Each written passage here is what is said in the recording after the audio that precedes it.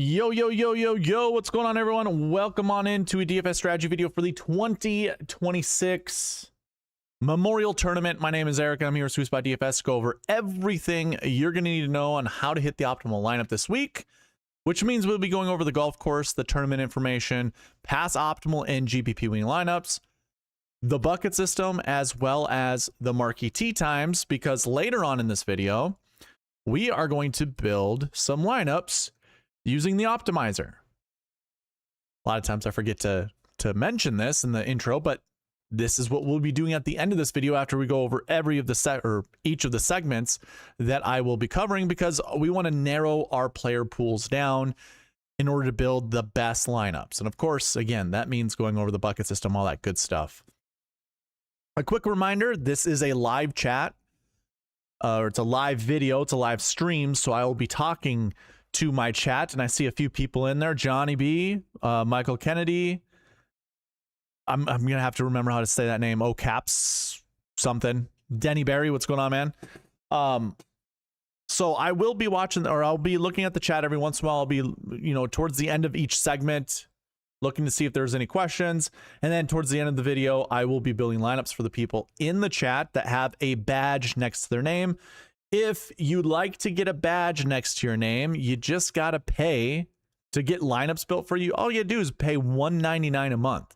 Hit the little join button down here, which also reminds me, make sure your gift enabling is on, because if this video reaches 25 likes, I will give out 5 YouTube memberships for free.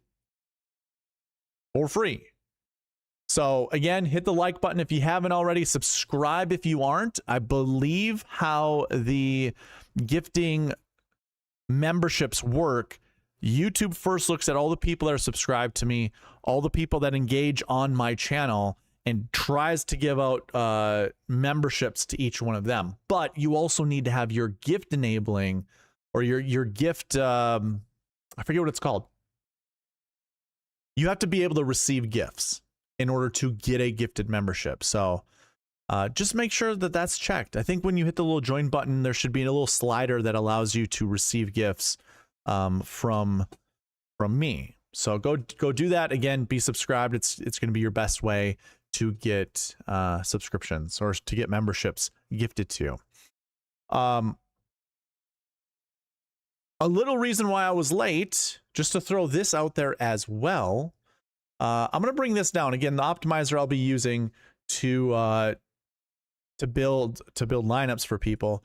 But if you go right now, each and every one of you in the chat, you go to SweetSpotDFS.com. There's a link in the description down below. Thank you, Michael, for the jewels. Appreciate it. If you click the link, SweetSpotDFS.com, or you type it in there, under fantasy tools, you'll see a new drop down that says special orders. I have been trying to figure out a way to have you guys, if you're interested in buying hats for the US Open, now there's some people who have been gifted, what do we call those? Weekly and monthly giveaway, our weekly and monthly giveaway winners. Some of them bank their money in order for there to be a new, not in order, geez. Whenever there's a merch drop, some people bank their money so they can get some items pretty much for free.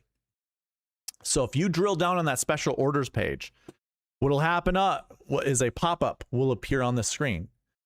And basically, it's going to ask you for your email address, what option number you like. I have 4 options on this page. And underneath here explains all about what these hats are. So basically, option 1 and option 2 are embroidered. That means they're stitched. So this is what it will look like. This is how the stitching will look like. And currently, the stitching can be applied to any hat that you would like. So there's this all black hat, all white hat, and then we got 2 trucker hats. It's going to be a black front, a red bill, and a white mesh on the back. So you can choose between these 3 hats. I'm going to, once you fill out this information, you're going to hit request now. I'm going to get an email about these hats. And then I'm going to reach back out to you. And I'm going to see how, what options would you like, or what color would you like, all that good stuff, just to confirm what you want. Again, options 1 and 2 are embroidered. 3 and 4 are badged, and there are different badges. One is just an all solid color badge with the logo, the SweetSpot DFS, target the optimal, and then the regular crosshair. The other badge is a SweetSpot DFS with fantasy golf underneath it, and then the crosshair is, the crosshairs are the same, but it's a white background in the middle there with the crosshairs. Kind of shows the golf ball a little bit more. You can't really see, but there are dimples on this golf ball. Personally, I like this one better. Like I don't have the embroidered hats, but I have different variations of these 2 hats, and I definitely like this badge better than I like this badge. The white cracked in the middle, and it over time, like I've had these hats probably for 3 years, and any sun exposure will crack these hats. And if you're bending the bill a lot, any type of movement, stuff like that, is going to weaken that badge. So yeah, options 3 and 4 are badge. Basically, how I want you to order this for option, you are going to choose option 1 or 2. They're embroidered. Basically, you're kind of telling me you like black versus white, but I'm also giving you a color option down here as well. And you can see there are 3 styles of color, which I should just say there are 3 colors, but I put styles in there because you're going to have white, black, and then red, black, and white. That's what RBW means. That would be the trucker hats down here. So a little bit of this is redundant. I understand, like option, what's the difference between option 1 and 2? Well, there really isn't an option other than the color. So why are you choosing 1 or 2 with color? It's kind of just letting you see what it looks like. That's pretty much all I'm trying to provide you. So you can see the black stitching behind a white hat, and you can see the white stitching behind a black hat, or in front of a black hat. Sorry. You can see the black hat in front of the white stitching and the white hat in Jesus. I don't understand what's going on with my brain. I cannot speak that well. Black lettering in front of a white hat, white lettering in front of a black hat. That's what options 1 and 2 are. It's just to show you what it looks like. So they're basically the same. And then you've got your trucker hats down here with the different badges. That is what you are kind of choosing mostly on, is options 3 and 4 for the badges. And then we'll go from colors, because you can get this all white with the trucker hat. You can get this all black with the trucker hat. They're all one size fits all. So it's no sizing. It's the little clasp in the back. So yeah, go to SweetSpotDFS.com, go under the special orders page. This pop-up will happen. If it ends up closing on you, I do have instructions here to say, hey, refresh the page. Once you refresh the page, the pop-up will appear once again. I have a lot of tabs open, so it's going to be a little slow for me.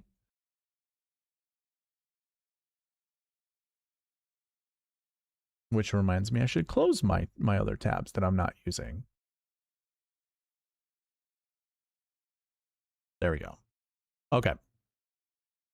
A couple other pieces here. Each hat will cost $40. If you want a more customized hat, if you go ahead and copy this URL, you go into the hats, there are going to be several different types of hats. So you can go in here and look to see what you like. I'm going to say this, my logo's only going to look good on a circular badge. Having a logo like this, I am not going to specialize a logo. So do not select one based off of the badge that you see. If you see a color or if you see any type of hat and you're like, ooh, I want that hat, that's where we can work on it. We can work on it together. Just understand that whatever hat you choose might cost a little bit more. So you're choosing whatever hat that you like based off of what it, you know, the stitching that's on it, whether it's a trucker hat, whether it's a solid hat, whether it's a flat brim hat, any of these hats, you're choosing based off of that, but it's going to be with the circular badge. We're not going to do block letter, whatever. We're not doing any of that stuff. We're going to make it real easy for my distributor. If you want a specialized hat, like I said, it's going to cost you probably a little bit extra, but you can go ahead, visit this down here, visit the site, and then just email me. SweetSpotDFS@gmail.com. Just email me, put in the subject of your email, special order hat. And then in there, what I want you guys to do is copy this. If you have a hat you like, you go in here and you copy whatever this is. This code right here. I need to know that. If you don't provide that to me, I'm just going to send you an email back and say, I don't know what you're talking about. Can you give me more information? So hopefully that was easy enough to follow along. But this is where you'd want to go and request your hat orders. And also each hat will cost $40. I know I said that before, but just to remind you guys, $40 for each hat. So yeah, I think that's good enough. Okay. Sorry for that. That was a long housekeeping item. One other thing to note is if you do want to use the optimizer, there is a page for that. Go to optimizer. This is just going to be, it's the exact same type of pop-up page that you just saw. Type in your email here, request now. I did see some optimizer requests. I will send those out after the stream. So just be patient with me. It was a little bit of work to get all of the updates made to the page. So the special orders page. It also took some work for this. Just so many things I'm going over. I get a dislike every video, and I have a lot. I feel like it has a lot to do with the housekeeping and giveaway reminders. But here's a great giveaway. I'm stamping it at 954 subscribers. You see that all the way over there? This giveaway is called the Win the Pot giveaway. It starts at $20, and for every one new subscriber, I'm going to add $2. So I'm going to add $2 for every one new subscriber. If you're not yet subscribed, please do so. And if you want an entry into these giveaways, it starts right now. This video, when it goes on replay. So everybody in the chat right now, I know you're all here live. Your roll calls for this video will not go towards this US Open giveaway.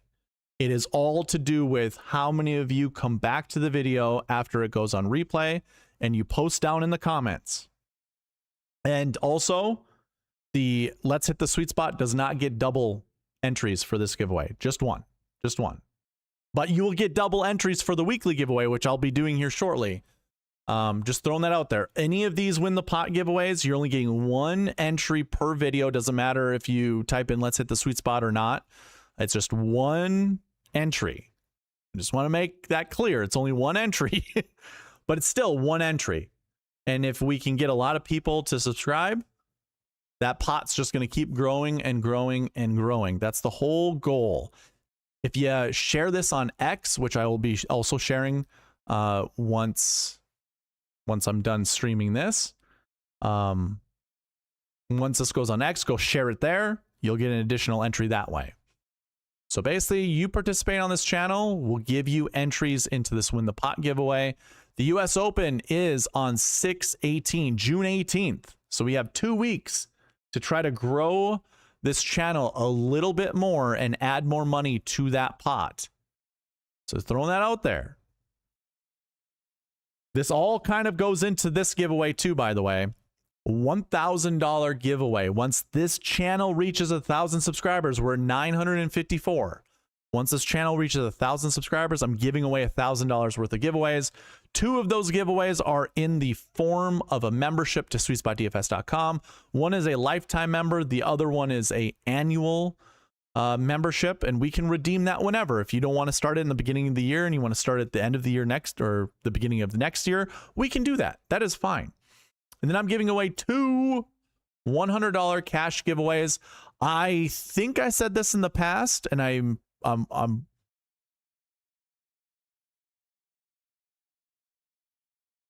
yeah, I said this in the past, and I think I'll stick to it. And if I haven't, then I'm going to say it now. If we can reach 1,000 by the US Open, I'll give away a third $100 cash giveaway. So if we can reach 1,000 subscribers by the US Open, I will add another $100 cash giveaway to the totals. So if you got friends, family that aren't signed up, have them sign up. Okay, so other giveaways that we're doing. See, what are we at? 20 minutes? Oh my God, we're at 30 minutes. Good Lord. All right, other giveaways we're doing. Weekly giveaway, $5 cash giveaway. We're doing that right now. We're also doing the monthly membership. We reached the goal of 950 subscribers. That needs to change to 1,000 now, which I'm going to do right now. We are updating that to 1,000 subscribers. Let's get it done. Let's get it done, ladies and gentlemen. 1,000 subscribers. That's going to be the new monthly goal. We already hit this monthly goal, so I will be giving away a t-shirt. You can see the little fine print there. A t-shirt that goes along with a monthly membership to SweetSpotDFS. Whew. So without further ado, let's go ahead and let's run our weekly subscriber giveaway.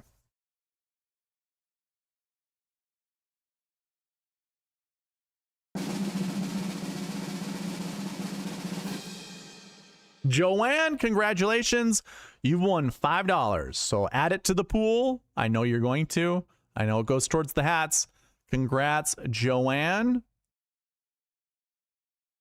Now the monthly giveaway winner. This is a monthly membership to SweetSpotDFS.com plus a t-shirt. You have to reach out to me to let me know all of your information, where to send the t-shirt. If you're not already signed up at SweetSpotDFS.com, we need to create you an account, and then I can give you the promo code for the monthly membership. Okay, here we go for the monthly giveaway.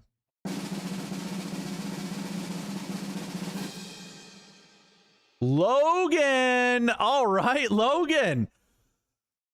That's awesome, dude. Logan, it feels like you just never win anything. And now you've won a monthly membership to SweetSpotDFS.com and a t-shirt. Congratulations, Logan. Email me. Email me your address or a P.O. box, wherever you want to send, where you want me to send the t-shirt.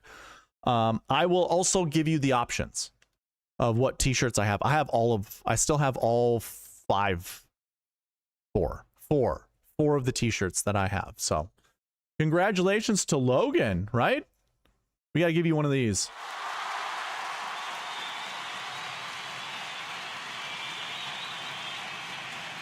And now I feel bad. I got to give one to Joanne too. Congrats, Joanne. Congrats, Logan.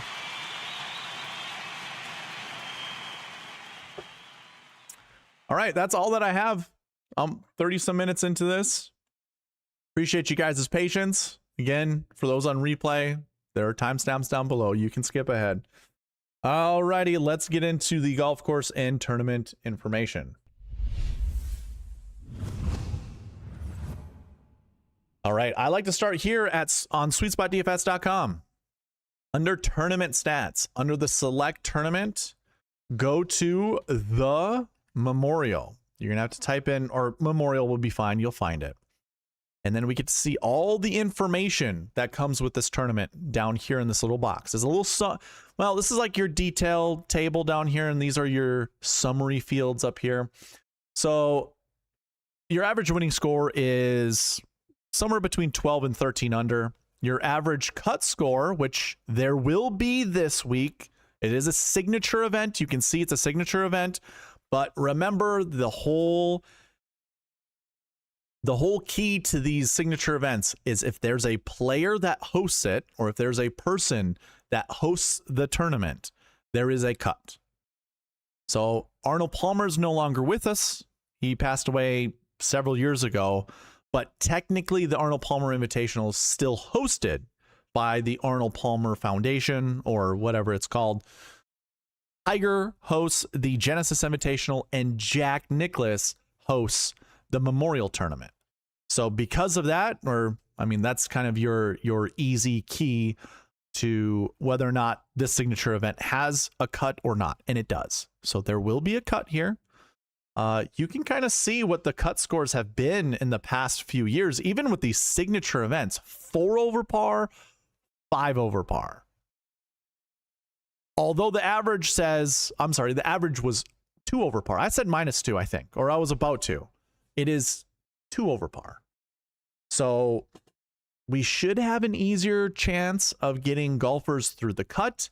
You can see the strength of field that comes with all of this. It's pretty darn close to every single time the Memorial Tournament has hosted, or I should say, there has been a signature event, and then it kind of fluctuates when it was a full field event, or an invite field, I should say. So what do we do with all this information? You know, all of your favorite content creators and streamers give you all of this information. What are you supposed to do with it? Well, at SweetSpotDFS.com, you can actually use that information in the little filters over here. Each of these are buttons that you highlight over. They get bigger. You can see, and it actually will tell you, oh, I guess I have to update this. It says click here to follow, but most of these will tell you what kind of filter they are. But you can drill down into each one of them to see what the filter title is at the top. So right away, this is a signature event. We can go ahead, drill into signature, and that right away updates the amount of rounds that these golfers will display their stats. Now, what we could do, we can change this date filter to whatever we like. So if we want to go even further back and get more rounds of golf, we can certainly do that. But what I would recommend is, personally for me, sorting by strokes gained total from best to worst for highest to lowest is probably the best way to go about seeing what golfers excel at signature events. Some of these golfers will have over 40 rounds. Some of these guys will only have 8, you know, or 10 or less. So it's up to you. What do you feel comfortable with? How many rounds of golf that each of these golfers has? And also up to you on whether or not you want your date frames to be as large as they are, or as small as they are. I think going 1 year back is probably the best way to go, and that's what I always have this select date filled in with. But you can use the little slider bar down here. You can actually use the calendar icon, or you can type in here whatever date that you'd like to choose. Again, I think going 1 year back is probably the best way to do it. Again, sort by strokes gained total from best to worst or highest to lowest. We can also just drill out a signature event, and we can make this like a limited field event. You know, just go ahead and type in 80. Let's go, instead of 18 to 80, let's go 60 to 80. And now you can see there's a playoff event included. There is a regular event. Which one is this? Oh, the Bay Current Classic. Okay, sure. Maybe that should just be called a limited field event. Maybe that's what I need to change that back to. I'll look into that. Maybe there shouldn't be a regular button right here. But this is basically going to get you the same thing as the signature, because most signature events are somewhere between 60 to 80 golfers.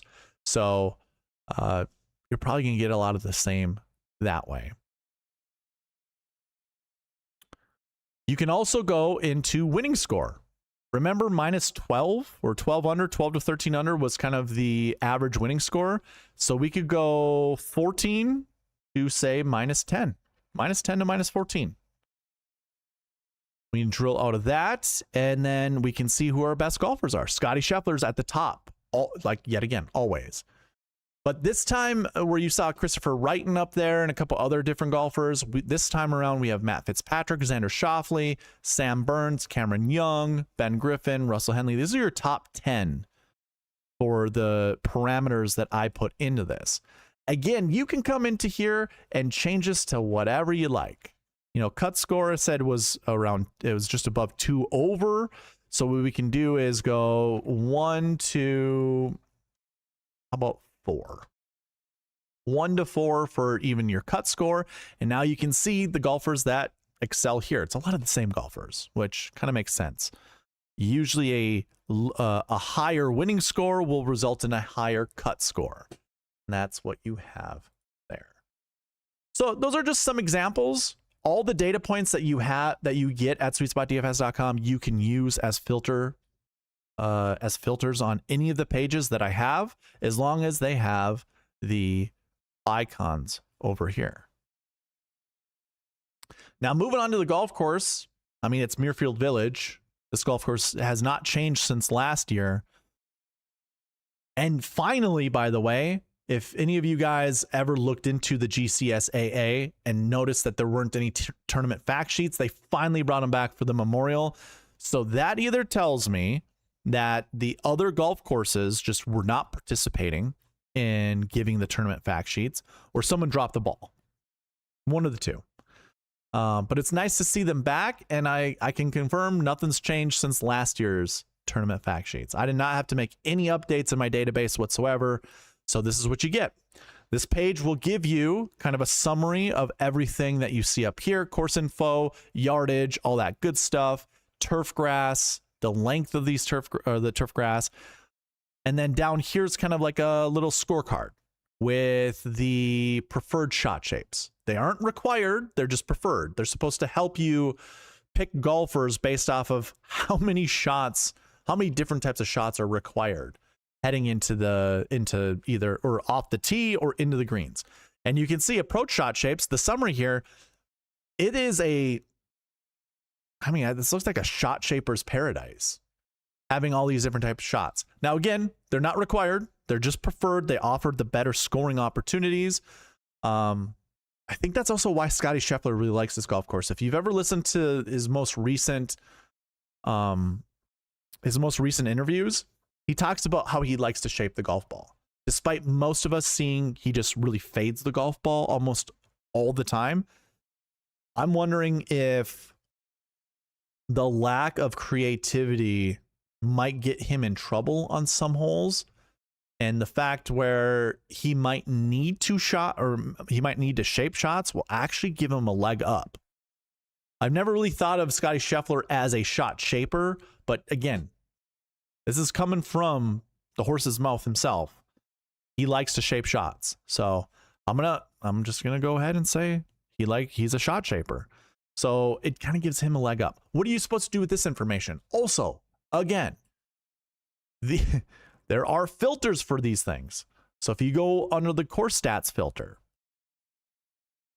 you can use a lot of the information from that page, including the shot shapes down here. You know, like we saw shot approach fades. I think we're up to 6. Well, we can go 3 to 6 for approach, and then for draws, I think it was 5, so we can go 4 to 7. I imagine we'll get the same golf course. Ooh, American Express actually pops up as well. Now you can see the different types of golfers. Jake Knapp is no longer in the field. I could not make that update fast enough, but it's good to see his name so I can remind you guys, he is not in the field. But look at Scotty gaining 4 strokes. Now, 12 rounds, that means it's pretty limited. I imagine what's the American Express Memorial and American Express.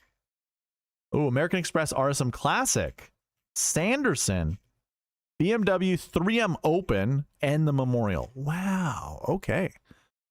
By the way, yours truly, it's not official as of yet, but I've been playing some really good golf. I'm going to try to qualify for the 3M Open. There's a pre-qualifier on July 15th that I would need to enter. And then I can make that, which I should only need to shoot 1 under, which is obtainable. I should be able to make the actual qualifier, the Monday qualifier. But the last couple of years, it's been like -6 or better. I just shot -6 at my home course this weekend, but I was in fuego. Like I was hot. I don't think I can do that at the golf course they're actually going to play at. So we'll see. We shall see. Anyways, these are all filters that you can apply. Like I said, that's the whole purpose of going over this. I do not care most of the time. By the way, there's a grass stats filter for those that are interested. I don't go over this to try to sound like a know-it-all or anything like that. It is truly to help you guys choose better golfers. Otherwise, I don't understand why people actually go over anything course or tournament related. It makes no sense to me. You guys all know, pick Scotty Scheffler, right? Just pick Scotty Scheffler. And if not Scotty Scheffler, pick all the other golfers that are typically good at this golf course.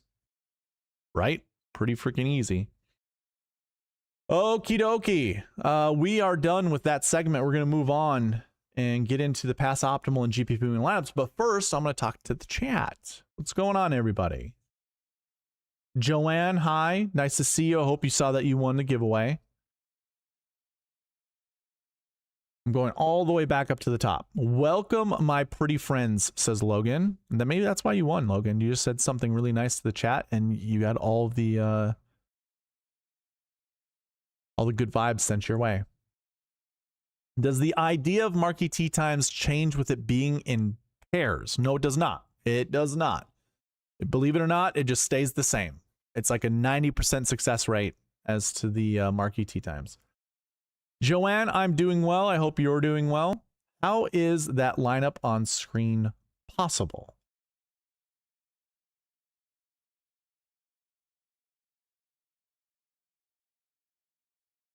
So, AJ, before I jumped into this stream, I was updating everything. What I do is I use my optimizer to find the optimal lineup from the previous tournament with the points that the golfers had. I also have it find the sweet spot optimal. I just didn't rerun it. So if I rerun it, now it gets fixed. I didn't rerun it with the updated salaries. Good question. Good question. Michael Kennedy sent the clapping. 250 joules. Appreciate it. Ryan Henson, what's happening? My head too big for a hat, though. Well, have you tried to get a smaller head?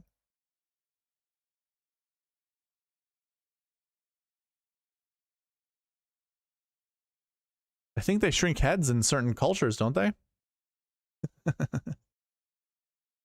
Ryan says, I need to win the drive to green this week. I'm out 6 weeks on disability. Life sucks. Oh man, I'm sorry to hear that. Well, I hope you win it then. Logan says, thank you. I got terrible news at work this week. I needed a win. Well, there you go, pal. Joanne. Hats off to you as well, says Wheels up to Joanne. Cut will be small, though. You are correct. Jack Goo. Damn, I didn't know Bryson won there. Poor Jake, so good, can't play this year. Oh, Jake Knapp. Yeah. You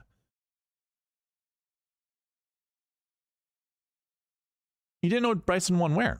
I'm not sure. Qualifier luck your way. Thanks, pal. So you're going to miss the cut and cost me 5 to 6 on DK? Yeah, that's what's going to happen. If I make it, do not expect me to make the cut. My goal, if I were to make the cut, would be to go onto the practice range, go right next to Scotty Scheffler, and just hit balls right next to the best golfer in the world. That would be my goal. My buddy who would caddy for me would absolutely wet his pants. He'd be so excited and so happy if that were to happen. All right, moving on. Moving on to the pass optimal and GPP winning lineups. Of course, you can find all of this at SweetSpotDFS.com under historic salary builds, as well as pass optimal and GPP winning lineups.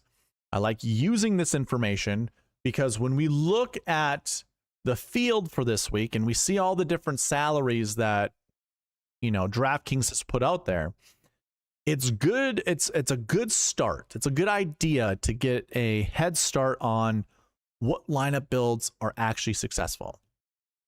So the first thing that you could do going to this page is go ahead and put a memorial, and we can see what the most common lineup builds are. We see a 10, 8, 2 7s, 2 6s as the top lineup, but it's pretty spread out with all these different ones. 10, 2 8s, 2 7s, and a 6, 10, 9, 8, 7, 7, 6, 10, 9, 9, 7, 6, 6. It's all over the place. You can drill into each one of these to see which year this lineup happened. And this is a Scottie Scheffler lineup, 13,300. This is going to be a conversation that we need to have, that we always have anytime Scottie Scheffler plays in a tournament is he too expensive? First and foremost, is he too expensive? And if he is, should we even play him? So we can see last year, 2025, he was 13,300. We can get a better look at this if we use this page. Again, the Pass Optimal and GPP winning lineups. So we can go ahead and put a memorial, drill down on that, go into 2025, and we can choose whatever lineup. I keep track of 3. GPP winner, optimal, and SweetSpot optimal. So we can look at what the GPP winning lineup was, and this is the $5 Drive the Green contest. It's worth noting, this is why I like looking at this, is because, yeah, it said a 10K golfer, which is obviously 10K and above, so 13,300, but it also said it had an 8K golfer in it as well. This is something I've gone through with Byron before, Back 9 Bets on YouTube, the Model Maniac on Twitter or X, and you've probably seen him in the Mayo Media Network.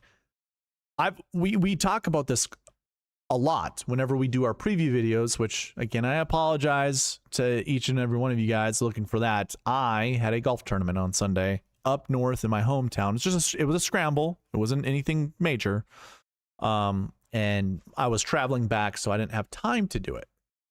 I didn't know if Byron was going to do it, but he ended up not doing it. Anyways, Byron and I talk about this all the time when Scottie Scheffler is 13,000 plus. What lineups work best with him? And it tends to have an 8K golfer in it almost all the time. Not always, but most of the time. It's like, okay, well, how is that possible? How do you put an 8K golfer in a $13,000, well, a golf or a lineup that has a $13,000 golfer? The answer is it's like 8K min. And I'm not even joking about this. If I drill out of this, and I guess let's keep the GPP winner selected. I'm going to drill out, or I'm going to erase the tournament. And what I'm going to do is I'm going to go right into these crosshairs up here. I'm going to look for whenever there was a $13,000. Let's go in here and go 13,000. This is, never mind. No, I don't want this one. I want this one. Highest price golfer. Let's go 13,000. So now this is going to show me whenever there's a $13,000 golfer in a lineup, kind of the lineup structure that goes with it. Now it is in order for the tournament that was played. So these are the most recent tournaments where a $13,000 golfer was in the field. Okay, never mind.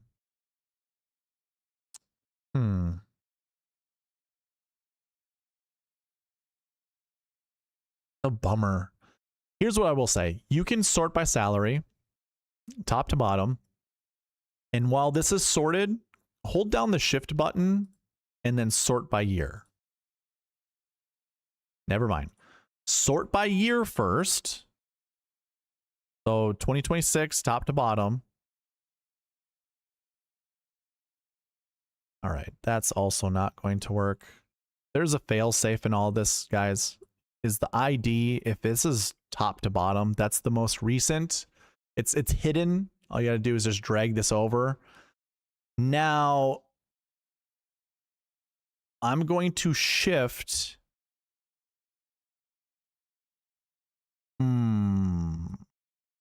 Let's actually, yeah, let's do this. Let's go here, shift salary.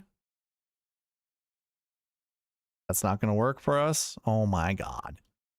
Oh, because yeah, we can't with the ID. This is unfortunate. Okay. Shoot. I could go by year and then I could go by salary. But what I can't do is then get it back to the ID. This is going to be so painful.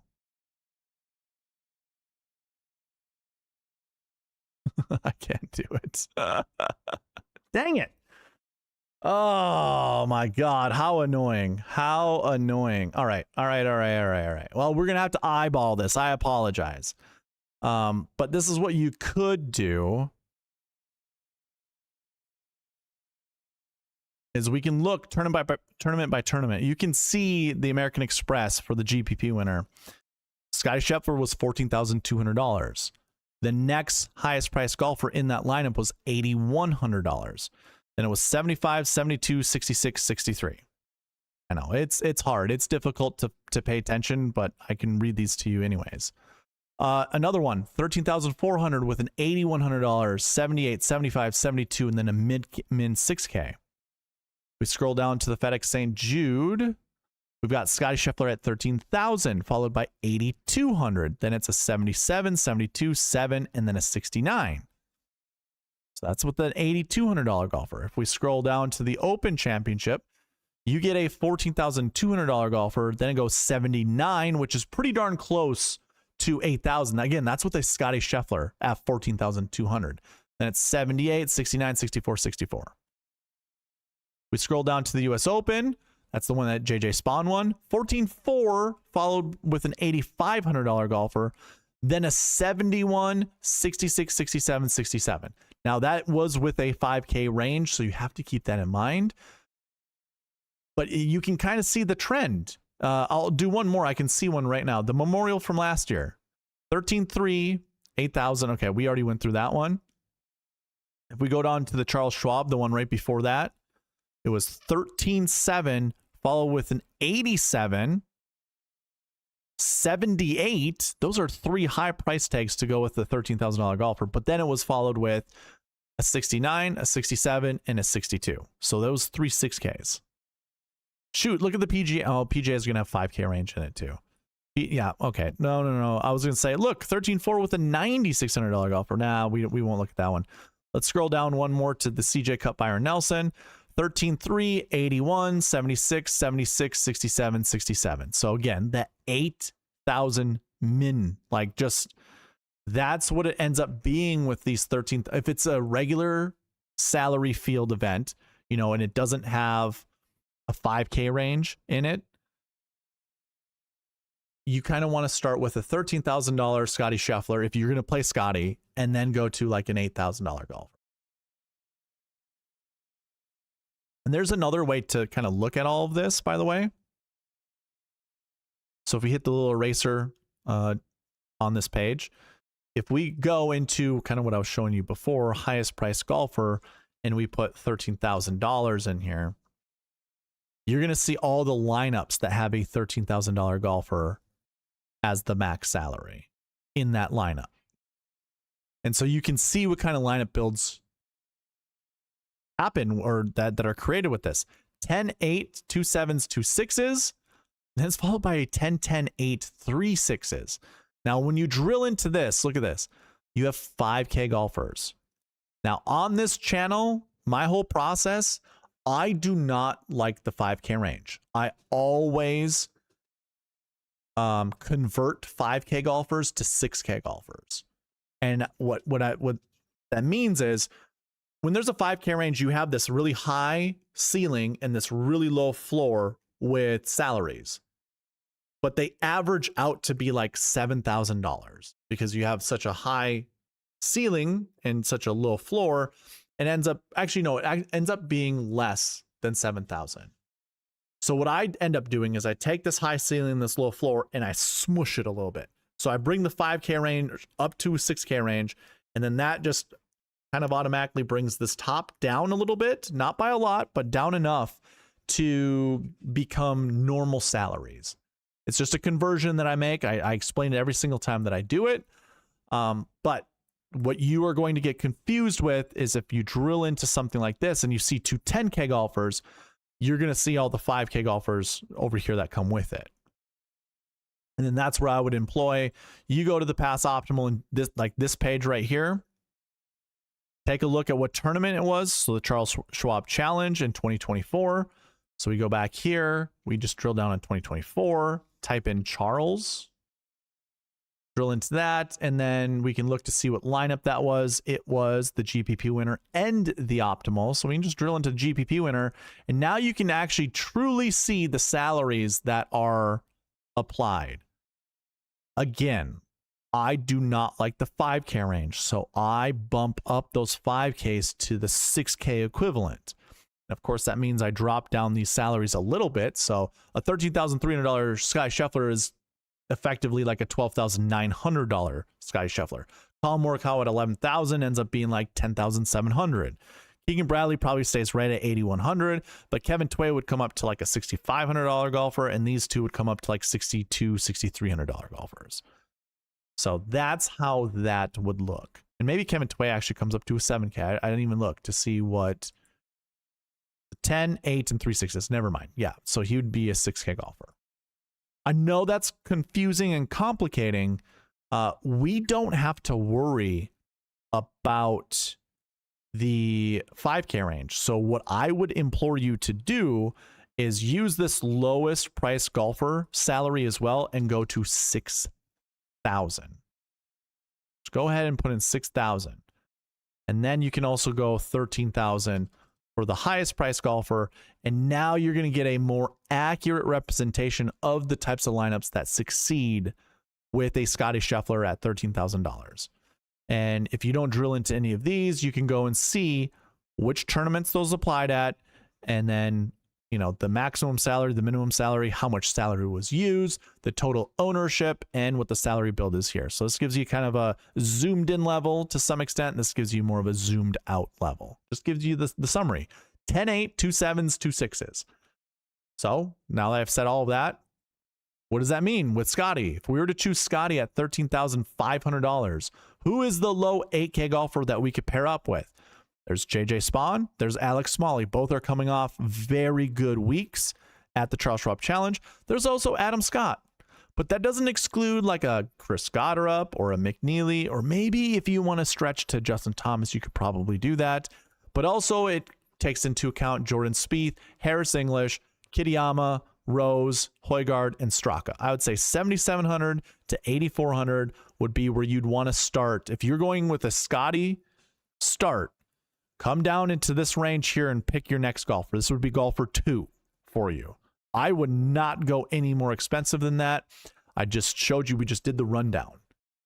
You're not, I mean, unless this is going to be one of those unique years or a mold breaking year, or a mold breaking tournament where Scotty is going to be paired up with one of these high price golfers up here, and then 3 really low, or maybe 4 really low golfers. Maybe this is the year. Maybe it's not. You know, like, good luck. Good luck trying to figure out which golfers down in the 6K range you're going to need to add, which 3 of them you're going to have to add to a Scotty Scheffler and like some $8,500 and up golfer. If you're pairing those 2 up, good luck. I think the best way is just go the way I said. And I don't hate any of these options. So that is what I will probably just leave you guys with when it comes to Pass Optimal and GPP winning lineups. You know, there are 2 ways to look at it. You look at it if you're building a Scotty lineup, or if you don't, then you look at it. Actually, this is what I would do. This is what I'd actually do. Without Scotty, you still want to come into... Yeah, come into here. Under this salary here, type in 13,000. What this does is it searches all the tournaments where there was a $13,000 golfer to a $15,000 golfer. I would select in here, select all, and then type in tour and get rid of the tour championship. And now what you're going to get, Not only that, but in the highest price golfer, bump this down to say 11, let's go 12,000.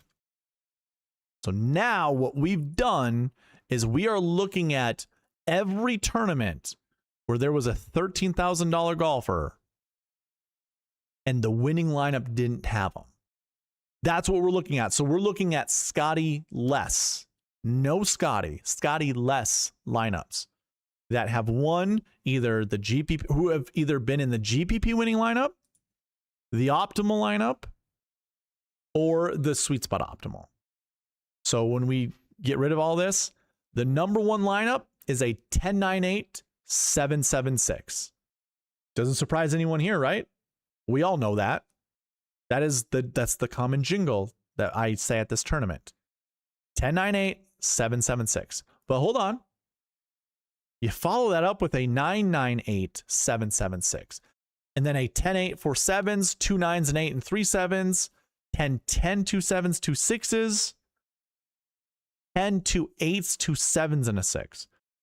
Here's what I'll say. This is another thing that we've talked about when it comes to pass optimal and GPP winning lineups. When Scotty Scheffler is this price, and especially within this last year, we've seen maybe 1 or 2 other golfers when there's not a major championship, 1 or 2 other golfers that are also in that 10K range to go along with Scotty.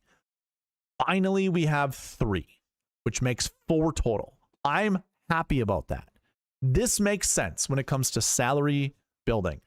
If you just want to see how many golfers are in each bucket or each salary range, you can go into this little bucket right here. I guess you can do it one of 2 ways. You can either go in here and you can type in the salary range you're looking for. So you can already see there's 4 10K golfers, but if I want to know how many are in the 9K range, we would do something like this. And you'll see all the golfers in the 9K range. I have this little summary up here that shows you the totals. So we have 7 9K golfers. Another tool I have at SweetSpotDFS.com is called the bucket system. I already have it looking at the Memorial Tournament. If you were to scroll down on this page here and drill down into the 9K range and then scroll down all the way to this page or this part of the page, make sure none of these are red unless that's what you want to look at. If you want to look at top 10 counts, go ahead and look into there. But now you're going to see the total amount of 9K golfers every single year. In 2025, there were 6. 2024, there were 6. 23, there was 7. 6, 8, 8, 7, 6, 4, going all the way back. And I only have salaries that go to 2017. So when we go back to the cheat sheet and we see there's 7 golfers, that's on average. That's how many we typically see. We can also do the same thing. I'm going to show you a different way to actually get to the salaries. That might be a little faster, in my opinion. Is you go down here. Salary 1 is the 10K range and above. Salary 2 is 9K. Salary 3, the third bucket, is the 8K range. We have 11 golfers. So if we went back to the bucket system, scroll up on the page, and instead of 9Ks, we select 8Ks. And by the way, you can do this a different way. You can actually scroll down here and only look at the 8Ks and see how many golfers. It looks a little cluttered. That's why I showed you it the other way, just to remove all those other bucket totals. And so you can just see it a little bit cleaner. But if I drill down on the 8K range, come back down here, you can see there's 11 and 25, 11 and 24, 11, 11, 11, 11, 9, 10, and 7 in 2017. DraftKings was doing some weird stuff in 2017. So that is why you have a weirder number there. But we normally see 11. So things are kind of standard. I'm really liking that. That makes building lineups, in my opinion, that much easier because everything kind of follows that standard format. And here you see in 2025, there were 3 10Ks. 3, 4, 5, 5, 6, 5, 5, 5, 5. So we're actually a little low, barely, by 1 golfer in the 10K range. But this is what I'm talking about. I like when things are kind of consistent. Consistency allows us to predict it allows us to predict successes easier and allows us to become more accurate with our picking of golfers and picking of lineup builds that we're going to end up choosing. So I think it's up to you guys. You know, when it comes to how many types of lineups there are, when there's a $13,000, here's something to note. When there is a $13,000 golfer that is not in one of these lineups, you can see there's 60 total lineups. Now, remember 60, okay? Here's what I'm going to also do. Salary use, I'm only interested in 49.6 and up. So of those 60, 41 remain. That means there were 19 lineups that used $49,500 of the salary and below. I don't like doing that. I don't like leaving a lot of money on the table. So 41 or 60, however you want to look at it. I'm going to actually clear the filters, go back in here, and highest price golfer, we don't even have to use the salary thing at the top. Highest price golfer, this is just for the lineups. We're only looking at lineups that were successful. I'm going to drill into that. There were 34 total, but remember we have to remove the Tour Championship, and now there's 30. So there are less Scotty winning lineups when he's $13,000 and above versus non-Scotty lineups. But it's pretty 50-50. It's pretty close, right? Like that. How surprising is that? Roll call number one. We'll do that right now. How surprising was that?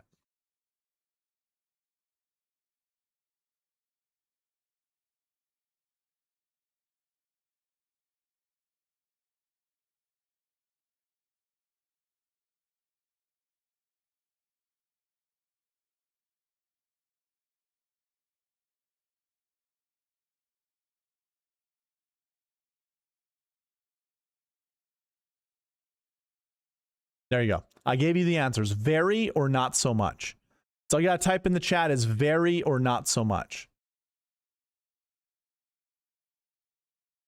That is your roll call for the weekly and monthly giveaway. Monthly for next month, I should say.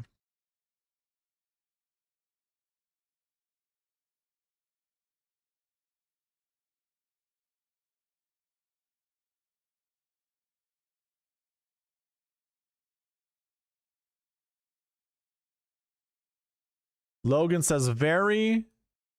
Michael Kennedy says not so much.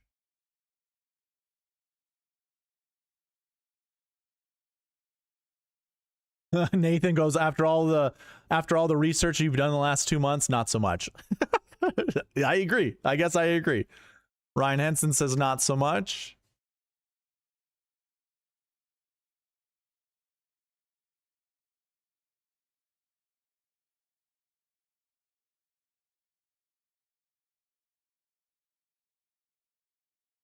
Okay, I'll wait for any of you guys that are lagging behind. If you are lagging, here is the reminder. If you see that comment happen, but you don't hear me say it, you know, there's a 10-second delay. So if it's longer than 10 seconds before you actually hear me ask that question, that means you're behind on the stream. Go click the live button down here. Drill down on the live button. Joanne says not so much. Okay. So, I mean, I feel the same way about what I want to do with lineups this week. Is I do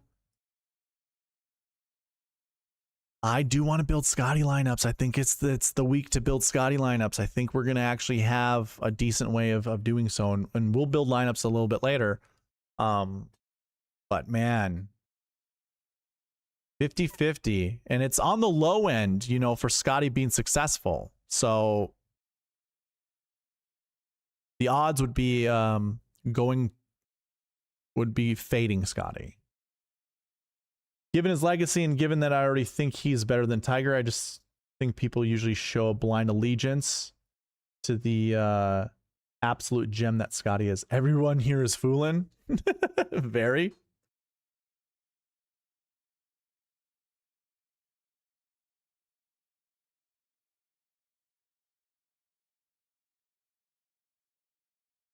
OCAPS, will you type in what you would like me to call you from here moving forward? I will remember. I think 13.5 is doable. I do too.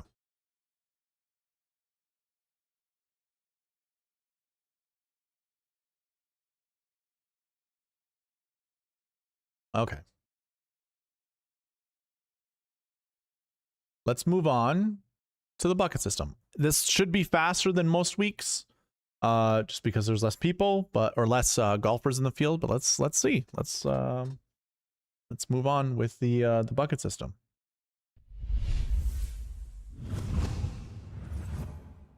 All right. So there are several ways we can tackle this. We can look at the bucket system on the website, which is just going to give us a ton of data. I'm just going to showcase this, and I'm going to show you guys how you can follow along with me. Basically what this is going to do, what this little table up here does, it gives you a summary of how successful these buckets are for top 10 stats.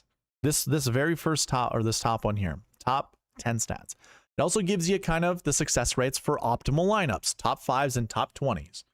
So what it does, for every golfer that fits into any one of these buckets, it tracks how many of them finish inside the top 10, and out of all of them, what's that success rate? So it'll take the total and divide by how many were inside the top 10, and that's what you get for a success rate. Frequency here just goes, every single year, has there been at least one? So if there has been at least one in every single year that I have kept track of these stats, it would be 100%. 91.67%. Now, I've already drilled down into this bucket. We can go and see what that is. If we scroll down on this page, we can come down here. Remember, make sure that these aren't selected as reds, and you can look at how many golfers fit into each of those buckets every single year.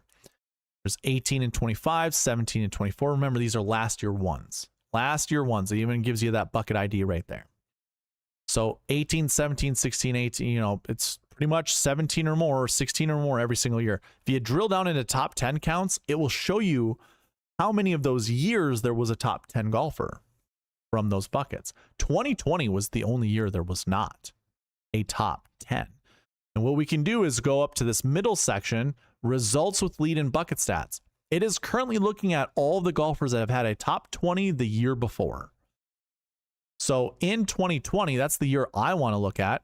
We can actually see in 2020 which golfers fit into that bucket. You know, it's Billy Horschel, Xander, Jordan. If we actually sorted by salary from top to bottom, this is another feature you can do on this page. Cantlay was $9,800. This was the COVID year. This is actually the year I think Rahm had to withdraw after the third round. I'm pretty sure. Maybe it was the year after, but and maybe this was the year that Rahm actually won it. Either way, you can see the results, and you can also sort by the results. 13th place is pretty darn close to 10th place. So this bucket in nature is a very successful bucket to choose golfers from. So what do you do with that information? Well, the cheat sheet is a wonderful place to start. I would recommend whatever filters are in there, you just go ahead and clear them. Again, the eraser button clears everything. In this little handy dandy bucket icon is a filter. We can just look at our last year one filters and look at all of the golfers that are in this bucket. There are a lot. If we go up here, there's 21. We went back to this bucket system, or this again, Fantasy Tools bucket system. We scroll all the way down to the bottom. We can ignore whatever we put in here because it doesn't affect any of the other stats. And we find a year where there were like 21 golfers, or just like close to 20. It's like 2019 there were 19, and 2017 there were 21. So we top 10 counts. 2019 only 2 finished inside the top 10, and in 2017 only 1 finished inside the top 10. Well, again, I'm curious. I want to know, who the heck were these golfers? How did we have so many in 2019 and 2017, but didn't have that many top 10s? And so here you have it. Cantlay actually won the event, $10,200. He won the event. Matsuyama finished 6th. But then you had a 13th place Justin Rose and a 14th place Ricky Fowler. Sometimes these are 1 or 2 shots different from being inside the top 10. We could remove all of the filters and only look at the Memorial Tournament for 2019 to see, you know, actually, I wouldn't even go here. I wouldn't use this tool. I'd use a different tool to look at what the actual scores were. I'd actually use this one here, round by round stats. And I would look here after it loads, I suppose. So if I went to 2019, and this is just me showing you how to use this, select the tournament, Memorial. We want to look at 2019.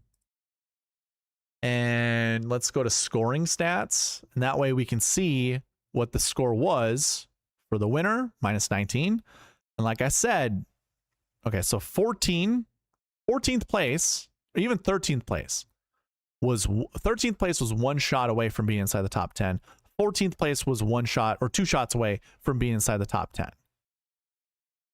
So it's very finicky, very close, very close. OCAPs, you want to be known as Flight? You want me to call you Flight from now on? Oh, geez. Never mind. I didn't even look at the chat. I'll come back to the chat. I'm sorry. Focused. BMAC is what you just said. I see it. Okay. So like what I was getting at is this 13th place and this 14th place finish was really close to having 1 or 2 more golfers inside the top 10 just by 1 or 2 shots.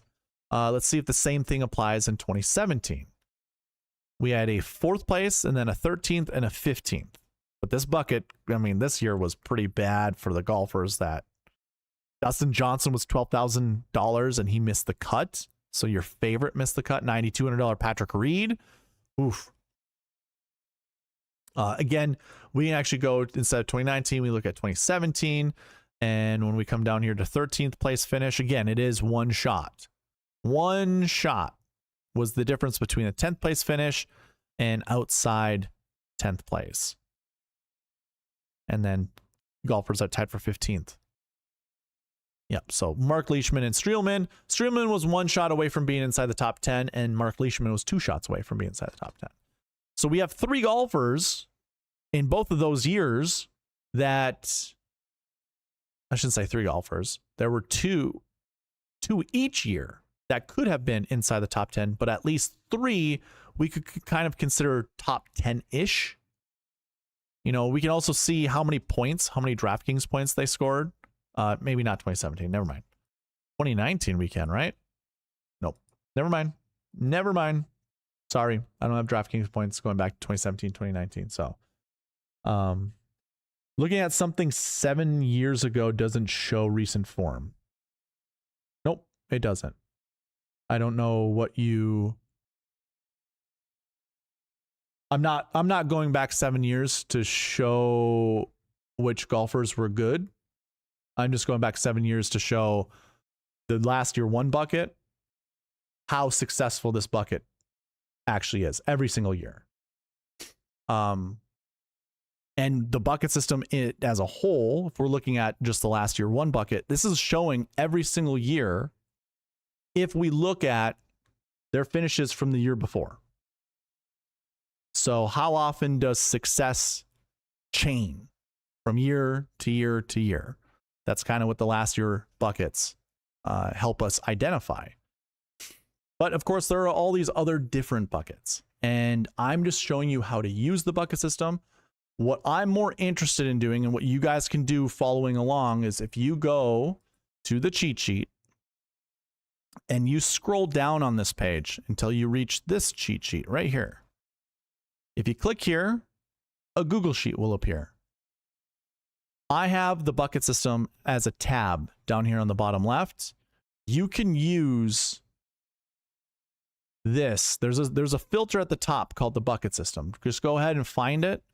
It's going to look like a calculator, but that's where it says filter views. find the bucket system, and you can follow along with me while I do this.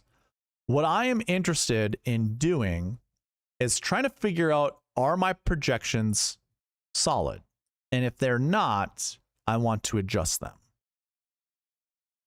So I'm going to start with the last year bucket. And I don't have bucket projections on the website just yet. I've said this before, but I am working on it. We're going to use the spreadsheet projections. So bucket 1 says 2 to 5. And if you get the optimizer from me, you're going to see last year 1 has 2 to 5. We know Scottie Scheffler's in this bucket. So we have to figure out, outside of Scottie Scheffler, are there at least 2 golfers that we want to anchor our lineups around? So 2 to 5 is the number. I'm going to go back to this cheat sheet, but you could also use the spreadsheet version. You just have to add all the filters. Drill down into the bucket, and we just go last year 1, and we take a look at all the golfers. So we get Scottie at $13,500, and it goes 10-1, 9-3, 9-2, 9-1, 9,000. So we have 6 golfers that are $9,000 and above. Are any of those golfers you want to anchor your lineups around? It's possible. I don't know how you guys feel about some of these guys. I don't hate any of them. Could you anchor around 2 of these golfers and have a successful lineup? I think so. I mean, this could be the year Ludwig breaks through, you know, at the Memorial and wins this thing. Russell Henley just won last week. Maybe that's a good golfer to you know, anchor your lineups around. The other thing I will also state with the bucket system, what you could do is with this page right here,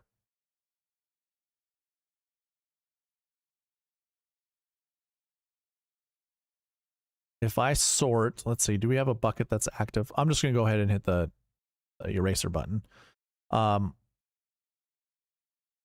This little thing down here, finishing position, what we could do is just go like this.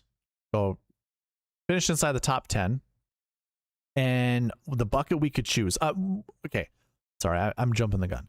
I'm looking at Russell Henley. I want to know how many golfers who won the week before the Memorial come in and win this event, or come in and place a top 10. That's what I'm looking at. And you can do that with the bucket system pretty easily. I think coming down here and just looking at finishing position right here, and then also selecting the bucket of last week 1, because the last week 1 includes the winner from the week before. And now you can see how many golfers finished first, the week before, and come back and come to this tournament and, you know, do well. And here you go. You got 4 golfers. Ben Griffin won the Charles Schwab Challenge last year and came over and got second to Scottie Scheffler at the Memorial. But then you have to go back 7 years prior to that. You get Justin Rose, who finished 6th at $10,600. Kevin Kisner also finished 6th at $7,600 in 2017. And then you had Adam Scott. In 2014, I'm not sure what his price tag would have been. It probably would have been up there at least higher than 9,000, like 9,500 and above. It probably would be a 10K golfer. You'd be pretty close. So with that being said, you have 4 instances. Actually, I can clear this out and we can take a look at all the winners that came into the event, heading into the event, I should say.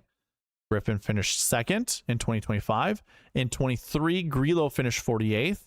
In 2020, Morikawa finished 48th. Remember, he won the Workday Charity Open right before coming to this one, which were played at the same golf course, and finished 48th. Rose 6th, Kevin Kisner 6th. In 2016, Spieth finished 57th. Bowditch finished 52nd, and then Scott. So it's kind of like a hodgepodge. I don't know who would you relate to, or who would you compare Russell Henley to out of this cluster of golfers? And if it's nobody, that's fine. You don't have to. It's just, it's kind of, it's an even split of top 10s and really 40th place or worse finishes. So it's not terrible if you wanted to start with Russell Henley. Just throwing it out there. Okay. I bring up Russell Henley because that's just one golfer in this pivotal 9K and above range that if you're going to anchor your lineups around, would it make sense? Looking at the AK range, Burns, McIntyre, Fowler, McNeely, they all look pretty good to anchor lineups around as well. Now, my big thing here is if I'm anchoring my lineups with Scotty, would I want this bucket to be a minimum of 1 or a minimum of 2? I think if I'm building Scotty lineups, I have to push this to a 1. And here's my reasoning behind that. I don't think you can get up to Fowler or McIntyre or even Burns to anchor your lineups around Scheffler and one of these two guys, which means you'd start somewhere around McNeely, Spieth, English, or Straka. And I don't think that's terrible. If you're building a minimum of like 10 lineups, or not a minimum, a maximum of 10 lineups, so you just play very few events, and you think anchoring around Scotty and say Sepp Straka is the way to go for it. Be my guest. If you think it's Scheffler and Spieth or Scheffler and English or even McNeely, sure, I got no issue with that. But I think what I'm not going to do is anchor Scotty lineups with Batia, Bradley, Taylor, Im, Fox, Pendrith, Hoagie, or Snedeker. I don't mind if the optimizer selects Scheffler and then picks one of these golfers down here. I don't mind that. But I don't think I want to anchor to, you know, if I'm building a Scotty lineup, I don't think I want to grab or anchor around any of these other golfers down here. I think it's just too risky. So I would probably change that to a 1 for Scotty lineups. Outside of Scotty lineups, if you are building your lineups around any of these guys up here, I think you leave it at 2. So I'm going to switch this to, actually, I'm going to keep this at 2. For anybody that builds a Scotty lineup, I'm going to switch it to 1. So next one to look at, last year 2s, 1 to 4 is the projection. And it's got a good chunk of 8K and above golfers. But any guys that we really want to anchor our lineups around, we get Cam Young. I don't mind anchoring lineups around Cam Young. Xander. I'm a little lukewarm on anchoring my lineups around Xander. I don't think it's terrible, but I just don't care. Matt Fitzpatrick, I'm also lukewarm on. I don't care to anchor lineups around him, but he's a good golfer to select. Siwoo Kim, kind of the same thing. Like, I like Siwoo Kim. I don't have an issue playing him, but do I want to anchor my lineups around him? Probably not. Now, the other way to look at this is, do we want to play at least one golfer in each of our lineups that comes from this list? We have 16 total golfers. If you were to just equal that out, that's about 6.5%, 6.6%. Do we want, or would we feel comfortable with our exposure at 6% with each of these golfers? Obviously, down here with Matt Kuchar, that answer is no. Bud Cauley, he just withdrew last week. I don't know what from, but if it's an injury-related thing, I would say no. Finau, no. But this is actually a pretty decent course for Finau. Stevens on up. Yeah, I think I'm okay. Maybe not Bridgman because he's kind of fallen off since the beginning of the year. But everybody else, I think, is definitely okay. And so if I keep these guys at 0, so 0 here, 0 here, 0 here, and let's say 0 for Bridgman, that takes 4 golfers away from here, so it goes to 12. Am I cool with playing each of these guys at 8% instead? The answer is yes. I have no issue playing any of these golfers at 8%. So with that being said, we keep this as a 1. And I'm not going to go through the rest of these buckets. I think I'm just going to look at the anchor buckets and just switch those if I need to. So moving on to the last week 1 bucket.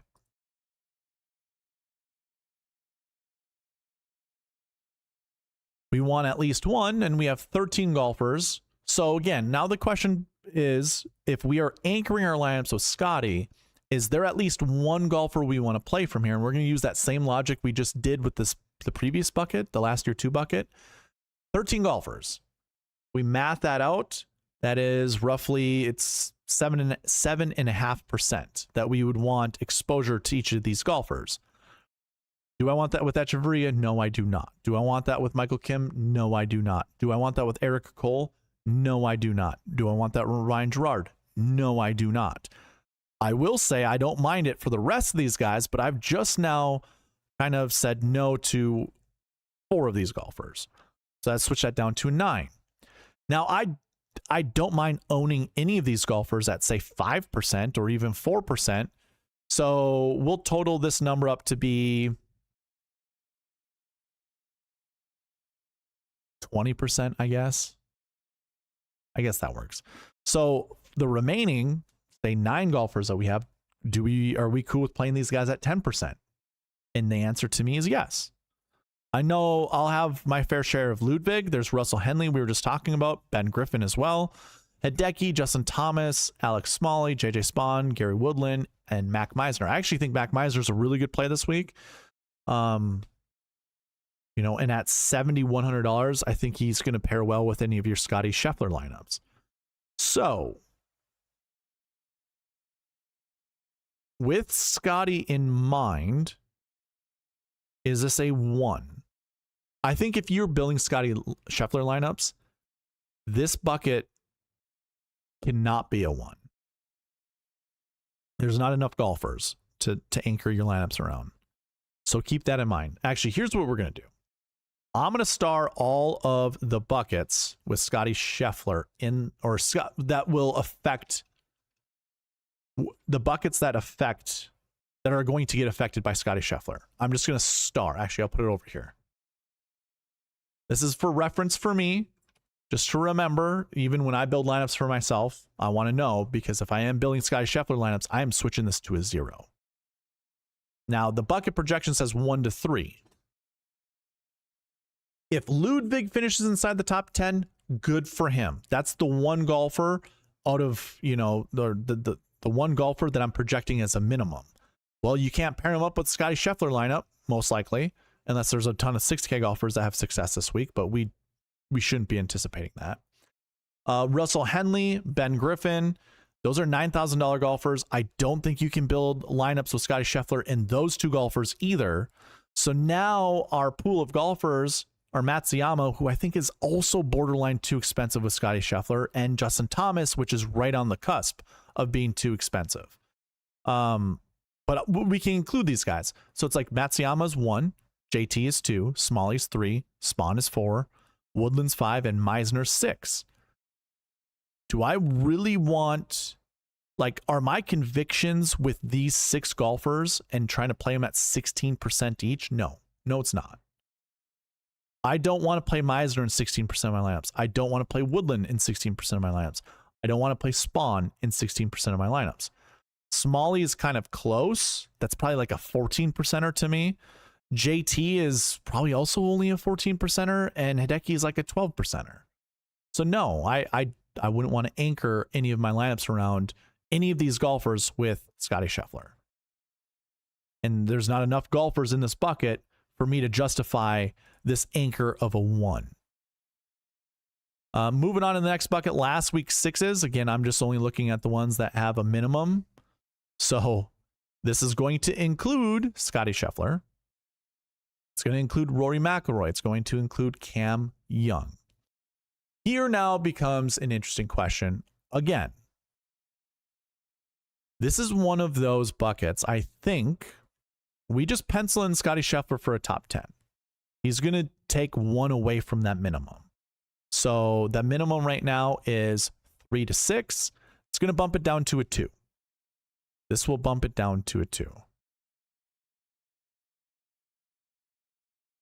In fact, I'm going to bump it down to a 2 right now, because it doesn't matter if you are playing your lineups with Scotty or not. I think there are enough golfers in this bucket. I mean, there's 36 golfers. 36 out of 72 golfers are in this bucket.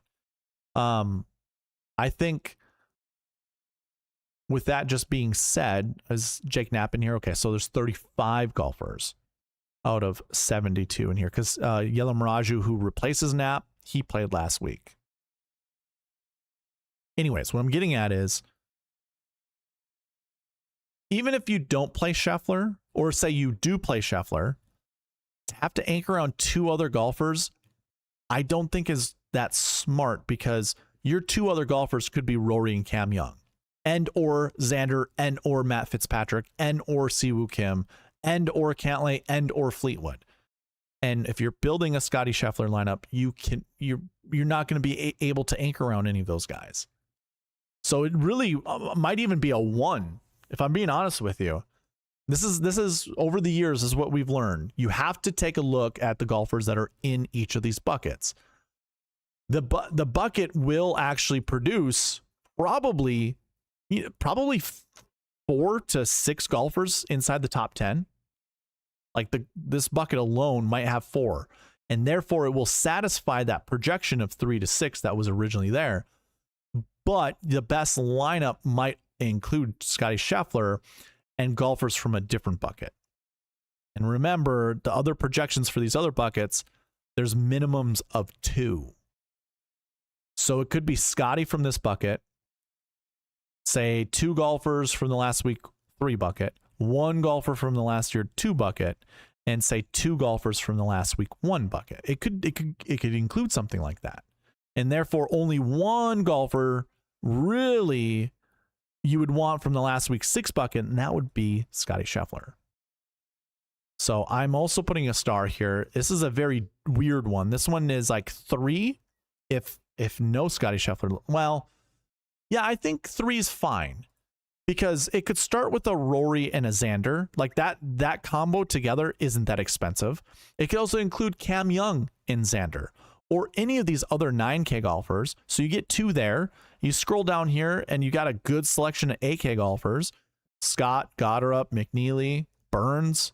So you could go 10-9-8, start your lineups with a 10-9-8, and that would be absolutely fine.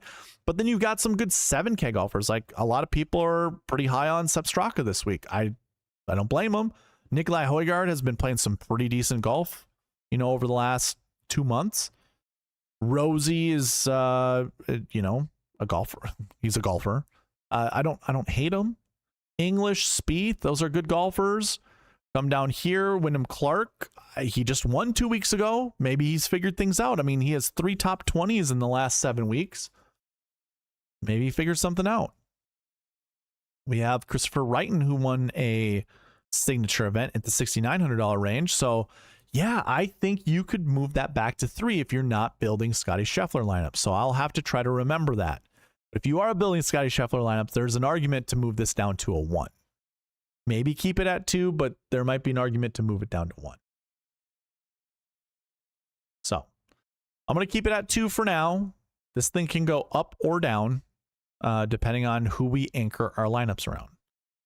Now we move into the course history buckets. Course history 2 and course history 3. We want somewhere between 1 to 4 course history 2 golfers.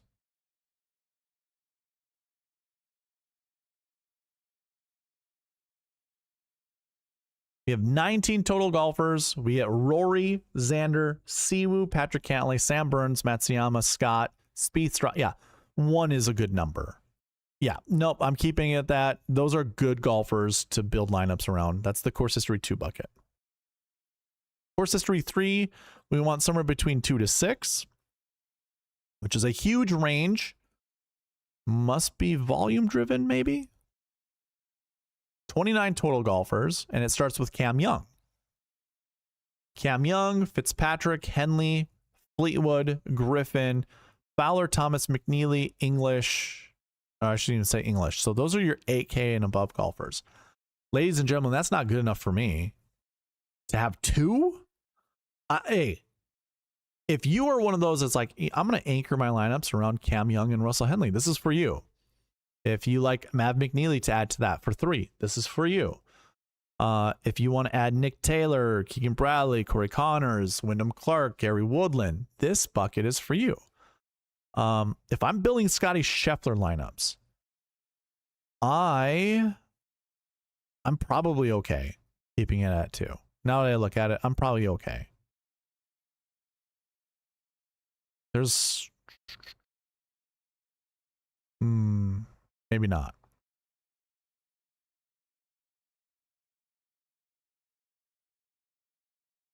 There's cause for concern. I don't know if I like the golfers enough in this bucket.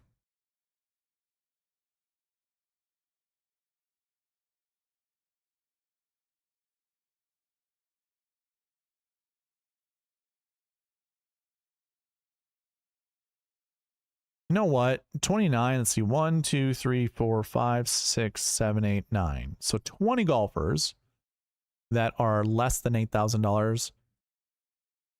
And a good chunk of them are, okay, I'll keep it at 2 for now. I think that's, oof, that is 2. Because now you got to think of what are the most common combos that are going to come with Scottie Scheffler lineups. What is this projection? 2 to 6? 2 to 6. Oh, good God.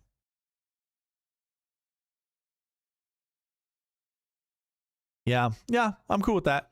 Because there aren't that many. There's 9 AK and above golfers. I don't know if 2 of them, well, 2 of them probably do finish inside the top 10, but there's room for 4 more for the maximum. So we could have up to 6 from this bucket finish inside the top 10. That just tells me the 7K range is worth playing. Or maybe the 6K range. I mean, Sung Jae probably is a good play. Despite the terrible performance he had at the Charles Schwab Challenge. Terrible. So yeah, that works for me. No other buckets from the course history. Well, the course history stat to look at. So recent form 1, 2, and 3. This will be interesting to look at. Recent form 1 has Scottie Scheffler in it, has Rory, has Cam Young, Ludwig. So this is one of those. Is this just a 1 to something? 1 to 4. Yeah, we can skip this one. It's if you really want a good idea who to anchor your lineups around, it's one of these guys. Scheffler, McIlroy, Cam Young, Ludwig, Fitzpatrick, Cantlay. I think those are decent golfers to anchor your lineups around. Probably not Cantlay for me, but the other 5, yeah, that's pretty good. If you wanted to start your lineups like 20%, 20%, 20%, 20%, 20%, I think you got a great start to building your lineups. I think that's going to be just fine. All right, that one's easy. Moving on to the next one, 2 to 6 for recent form 2s. That's insane. That's another huge range. Who's all in here? We get Xander, Siwoo, Henley, Griffin, Minwoo, Burns, Fowler, Thomas, McNeely, Goddard, Scott, and JJ Spawn. Your 8K and above golfers. 32 total golfers in this bucket. 1, 2, 3, 4, 5, 6, 7, 8, 9, 10, 11, 12. So we can have that 20 or less 7K golfers. We get some of the same names: Spieth, English, Rose, Woodland, Noren, Clark. Those guys have been showing up in those other buckets that are very large. Maybe it's a good reason to play them. You don't really have to, but maybe it's a good reason to play them. Do I want to keep this as 2 to 6? If we build a Scottie Scheffler lineup, are there 2 golfers we can play?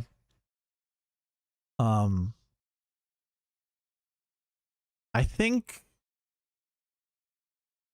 because we're going to want a combo with 2 golfers, so it shrinks the amount of golfers we want to play. If there's 20 or less, that's 10. I'd have to play everyone at about 10%.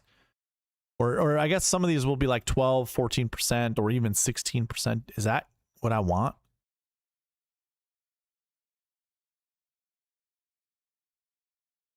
That's difficult to do, by the way.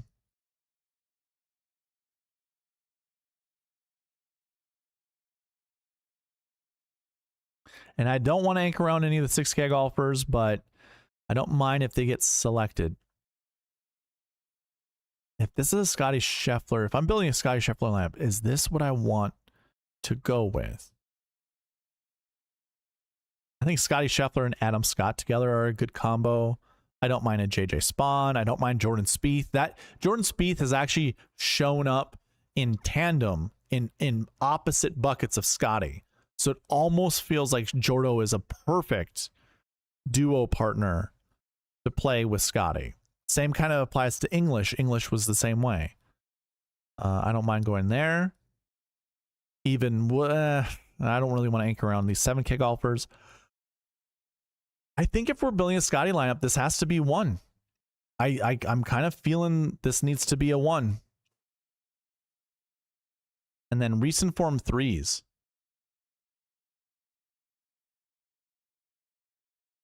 We get Fleetwood, Matsuyama, McIntyre as the only 8K and above. Then there's a limited amount of 7Ks, and we just drive into the 6K range. This is not a 1 bucket. Unless you like Tommy Fleetwood, Matsuyama, McIntyre. I mean, Sepp Straka almost seems like a perfect anchor position. I mean, if we were going to get really narrow, I think Sepp Straka and maybe Tommy Fleetwood.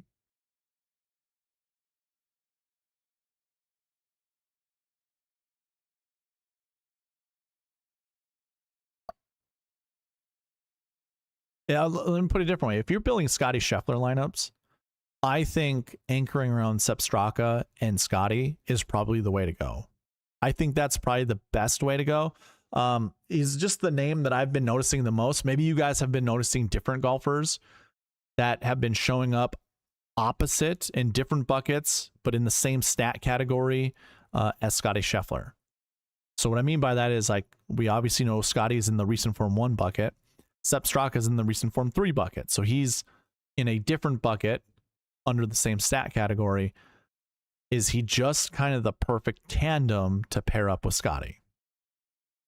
7,700. I mean, we see a lot of those successful Scotty lineups having somebody in the high 7K range and or low 8K range. We don't have a low 8K range for Scotty Scheffler lineups to pick golfers from here. But we do have a pretty decent 7K range. Well, an okay 7K range. Really, I guess I have to eat my words a little bit. I don't think I anchor lineups around with Scotty Scheffler from this bucket. I certainly don't want to. I certainly don't want to. Fleetwood, I think, is a... Okay, so everything that I've been saying, if you look at all the other buckets that I've just kind of gone over and said, I don't want to anchor anyone with... I don't want to anchor anybody from these buckets with a Scotty Scheffler lineup. The highest priced golfers in those buckets are probably good pivot points. So Fleetwood is probably a good pivot point to anchor your lineups around. If I went to recent form 2s, any of these guys up here, Griffin, Henley, Siwoo, Xander, I mean, more reasons to play Russell Henley. So Henley with Fleetwood and probably Xander. So a Xander, wow, that actually kind of seems cool. Xander, Henley, and Fleetwood. Let's try something like that. Xander's in group 2. Xander, Henley's in group 4. Fleetwood's in group 3. So when it comes to Marquee Tee Times, which we'll be getting to here shortly, this works out just fine. And that lineup is killer. Xander, Henley, Fleetwood, Goddard, Meisner, Ryan Fox. I've already talked about how much I like Meisner. Goddard actually seems like a pretty good AK golfer to go with Scotty Scheffler. Build another one from there. We get Alex Smalley to go with Xander, Henley, Fleetwood, and then you get Theegala and Sam Stevens, which I think is also a pretty good combo. Smalley, Bradley, Stevens, I think is actually, this might be one of the best lineups. Stevens, really good with long irons. You're going to want good long iron approach here. So I'm digging it. Ooh, Smalley, Rye, Pendrith. Adam Scott, Meisner, Matt McCarty. I don't really care for Matt McCarty, but those other two guys, I really, that looked juicy. Here's a good lineup too. So I'm going to save these off to the side. These are lineups that I'm going to be playing for sure because they are good. But yeah, that's how I would attack a Scotty less type of lineup, is go with the high price golfers in opposite buckets. Okay. What else do we want to look at with the bucket system? So we just went over recent form 1, 2, and 3. I'm not going to look at recent form 4. Strokes gain buckets. Sure, we can look at that. Strokes gain 1, we want somewhere between 2 to 5. I can already tell you right now, Scotty Scheffler is in that strokes gain 1 bucket. These are all stats positive. So anyone new in the chat, you just hit strokes gain last year. This is going the last 365 days. Every stat is positive for strokes gain stats. Doesn't matter if it's just barely, like Justin Thomas barely being positive off the tee. He's positive off the tee. So that is what entails for the strokes gain 1 bucket. So you can take a look to see what those stats mean. So this is a 2 to 5 bucket, right? 2 to 5. Well, if Scotty is a golfer that you're already selecting, who could you pair him up with? Well, you get Goddard down here, Spieth, McNeely, and Højgaard. That's probably it to anchor your lineups around. Maybe this is a perfect time to play Wyndham Clark, but maybe not. Or Mac Meisner. These are not golfers I want to anchor my lineups around. Too volatile in my opinion. So out of those golfers, do I want to play? So we're looking at 4, maybe. I didn't want to include Nikolai Højgaard in here, but let's just do it for the sake of it. Do I want to play 25% McNeely, 25% Goddard, 25% Spieth, and 25% Nikolai Højgaard? The answer is no. I don't want to play that much exposure. So if I'm building Scotty Scheffler lineups, I know this is redundant, but this is what we've learned over the years, right, AJ Love? I know you're in the chat. There's a Scotty button. These are when we hit the Scotty button, the minimums drop for each of these. It just won't apply. We kind of already know that. So if there is a positive Scotty Scheffler or a Scotty Scheffler lineup that wins money this week, it's not going to follow the minimums, I don't think, for any of these buckets. The only one to look at here is strokes gain 3 outside of strokes gain 1. So let's go ahead and take a look at that. And we get 94, 92, 81, 8,000 as your only 8K and above golfers. Is that enough to anchor our lineups around? Or when we look at the total of the 18 golfers here, do we want to play this nearly each of these golfers at least 5%? And the answer to that is probably yes. I'm not like over the moon about playing 5% of Johnny Vegas, but I could play 3%. I could play 5% Taylor Pendrith. I could play 5% Fox. NM, probably not Poston, but yes to Berger, yes to Fitzpatrick, yes to Stevens, probably Gerard. I mean, I'm splitting hairs at this point. I'd probably do like 4%, maybe even 3.5%. Connors, sure. Each of these guys, yes, 5% or more. So do we want to make sure we pick at least 1 golfer from here? 2 will be cut out if I'm building Scotty Scheffler lineups. So the other golfers that are down here, is there enough of them to kind of, hit 100% exposure for at least picking 1 golfer out of here? Let's see. 1, 2, 3, 4, 5, 6, 7, 8, 9, 10, 11, 12, 13, 14. So 7%. Would I want to play each of these guys at least at 7%?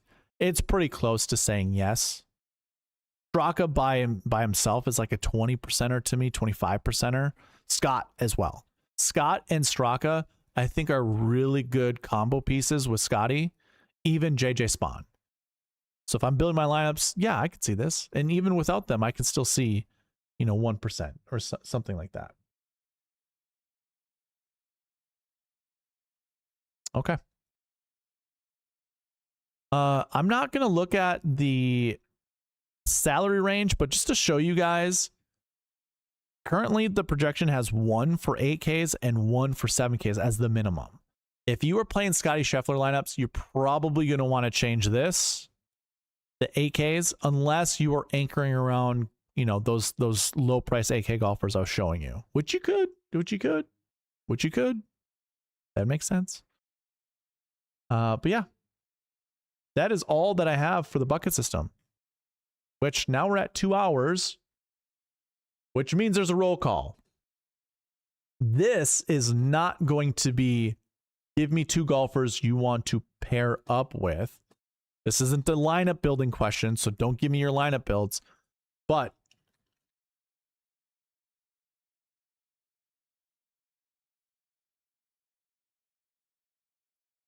give me your 2 golfers you're playing this week.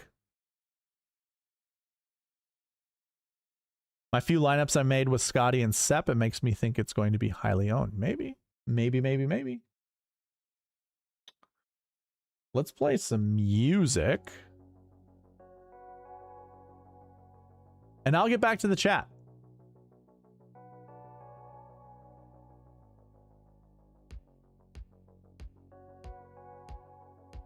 B-Mac for OCAP Satabi.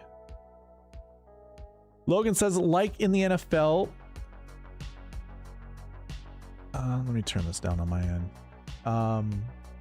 Like in the NFL, it would be like Christian McCaffrey 10K salary and people will still pay it. The fact that we finally reached that salary cap is interesting. Yes.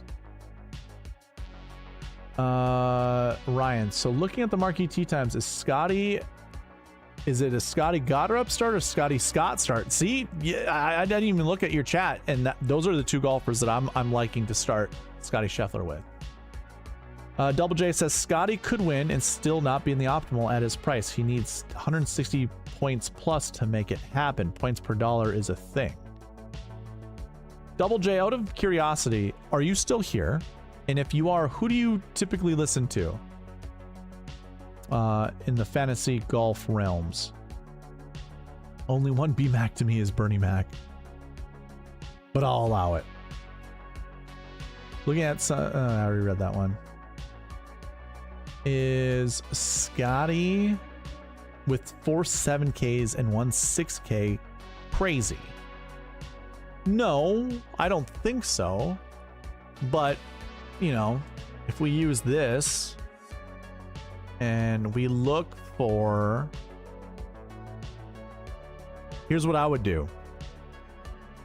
So I have 1,100 total lineups that I have recorded. Of those 1,100 lineups, if we use 49.6 as our starting point for salary used, that shrinks down to 798, so 800.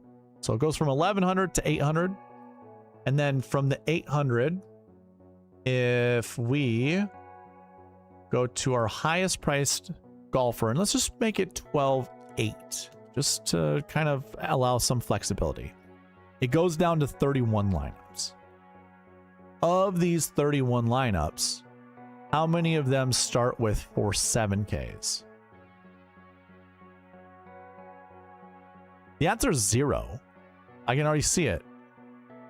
If we go from a 10 to a 7, you only get that one time. Right here. 10, 3 7s, and 2 6s. So to say, will your lineup of 4 7Ks not work out? I mean, it's just the likelihood is very low of that working out. So crazy might be a harsh word to explain that, but it's not doable. It's doable, but very unlikely.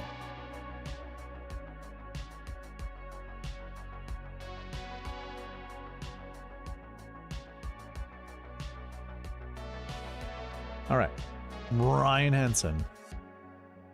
AJ Love. AJ, did I not get you in the last one? Did you not answer the first question? AJ. Tisk, tisk. Tisk, tisk.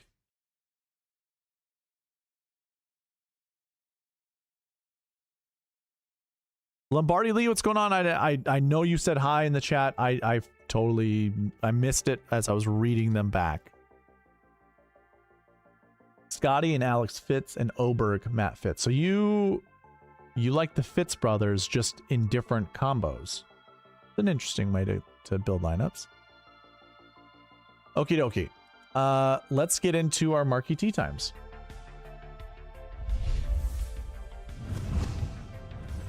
So this one, I'm actually going to ask you to go use the cheat sheet the Google Sheet, I should say, and I can zoom in all the way to 200%.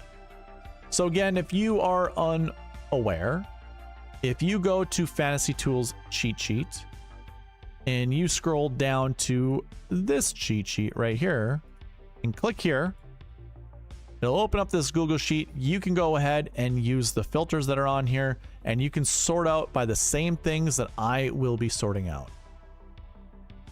And basically under group rank, I went A to Z, and I have my top 9 groups. These are the Marquee Tee Times, the top 9 groups. So we're in 2-sums this week. We normally are in 3-sums. There are 2-sums, and this is your ranking for the groups in this field.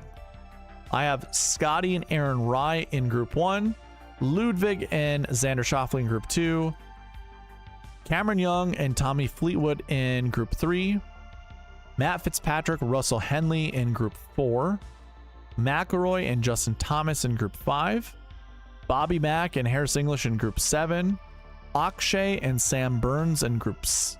Oh, I'm sorry. I meant to say group 6 for McIntyre and English. Burns and Batia are group 7. Fowler and Rose group 8, and then Goddard and Sepp Straka in group 9. That's interesting. And then Adam Scott and Alex Smalley. Adam Scott and Alex Smalley. Oh geez, say that like 10 times fast. Good God. They're in group 10. Now I will say group 7 to group 11 or to even group 13, there weren't a lot of points that were separating these groups from being in the Marquee Tee Times. So tread carefully, I guess, there. This is interesting in my opinion. So before I carry on, let me say something. Why do I go over these Marquee Tee Times? Well, since the 2021 PGA Championship, every single week that I have recorded the Marquee Tee Times, the top 9 groups in each of those tournaments, I have noted that 90%,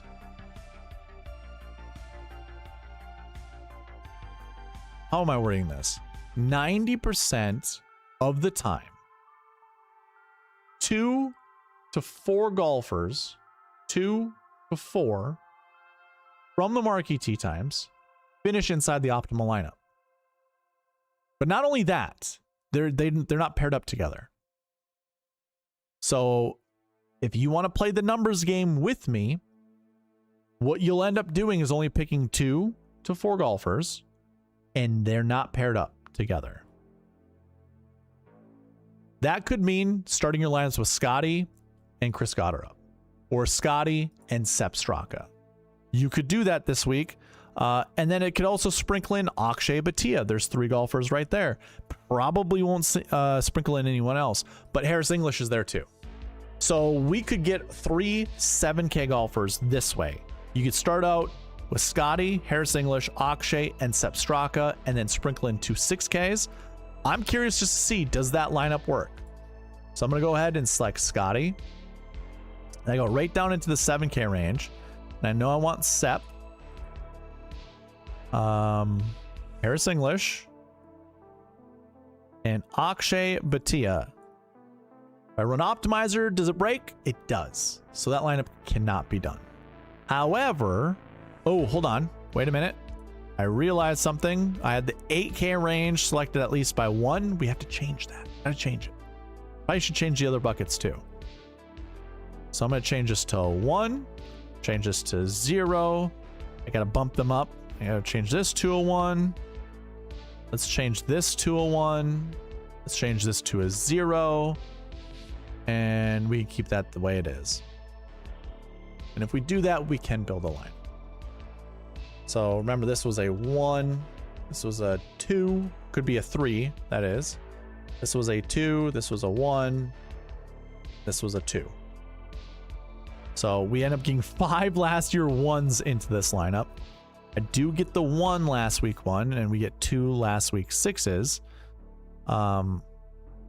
We followed the course history buckets. Where am I going to find the... Why did it error out? Oh, strokes gained 1. We only have 1. 1 strokes gained 1 golfer, and that was it. But again, that bucket can still show up 2 or 3 because Rory McIlroy's in that bucket. A lot of other expensive golfers are in that bucket. So here is a lineup that would work. Do I like this lineup? Not particularly, but this is a way you can build this lineup. So interesting nonetheless. Okay.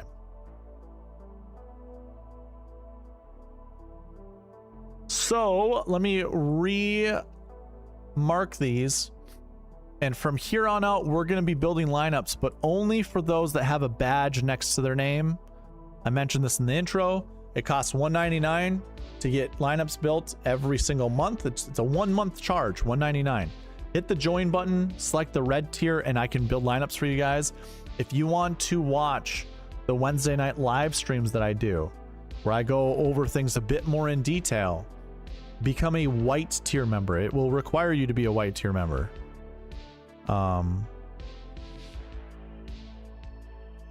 Yeah.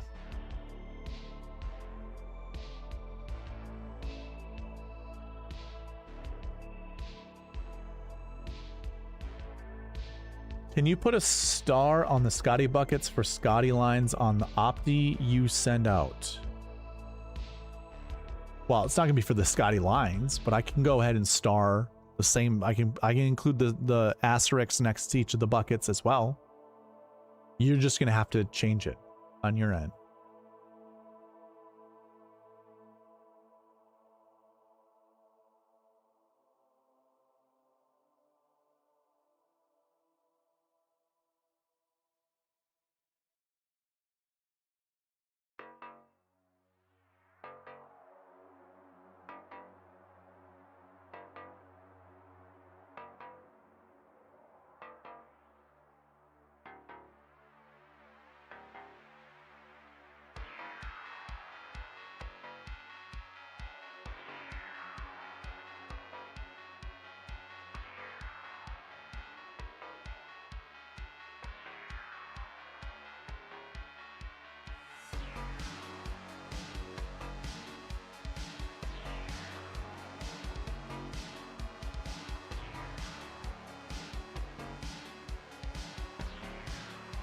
All right, first lineup, Ryan Henson.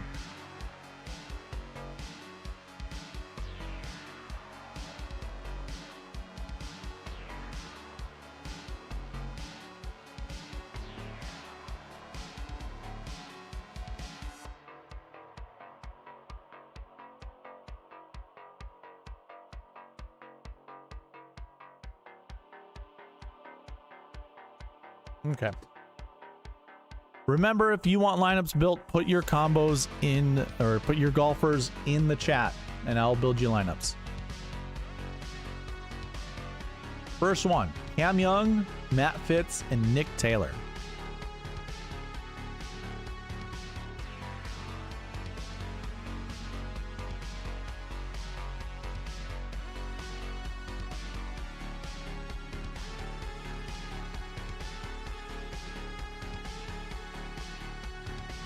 First lineup, Cam Young, Matt Fitzpatrick, Ben Griffin, Jacob Bridgman, Ryan Gerard, and Nick Taylor. That one's not terrible. Not my favorite, not terrible.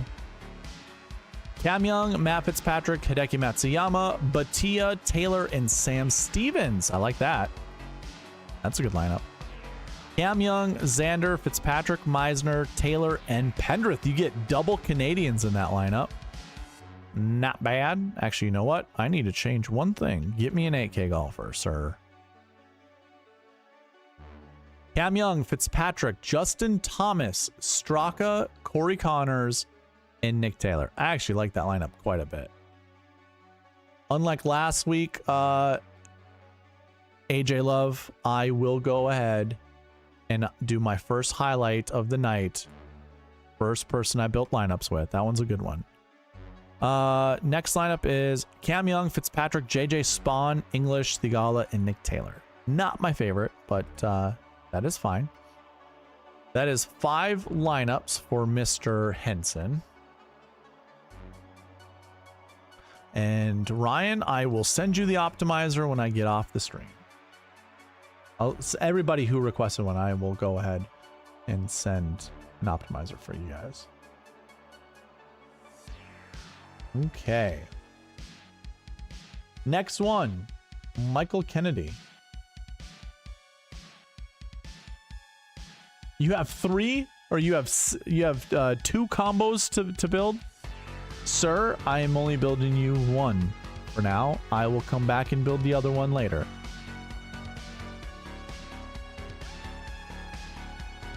Scotty Wright and Alex Fitz. Let's do those. Let's do that one first. So Scotty, Alex Fitz, and Christopher Wrighton. We will change the AK to 0. We'll change strokes gain 1 to 1. 0 here, 1 to there. 1 to here, 0 to here, and 1 to there. All right. Should help us out building lineups. Scotty, Adam Scott, Justin Rose, Keegan Bradley, Wrighton, and Alex Fitzpatrick. If there was a lineup that's going to take it down, that one looks like it. That's a good lineup. Holy crap. Okay. Well, that one right away gets a highlight. I might be highlighting a lot of Scotty lineups, honestly. Scotty, Fleetwood, Wyndham Clark, Wrighton, Fitzpatrick, and Matt Kuchar. Listen, I'm not a huge fan of Matt Kuchar, but I want to show you something.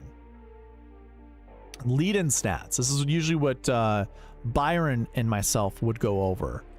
Look at this guy right down here. Last year, 2025. Look at this guy right down here. Brandt Snedeker at $6,000. Finished 7th place. He scored 74.5 points.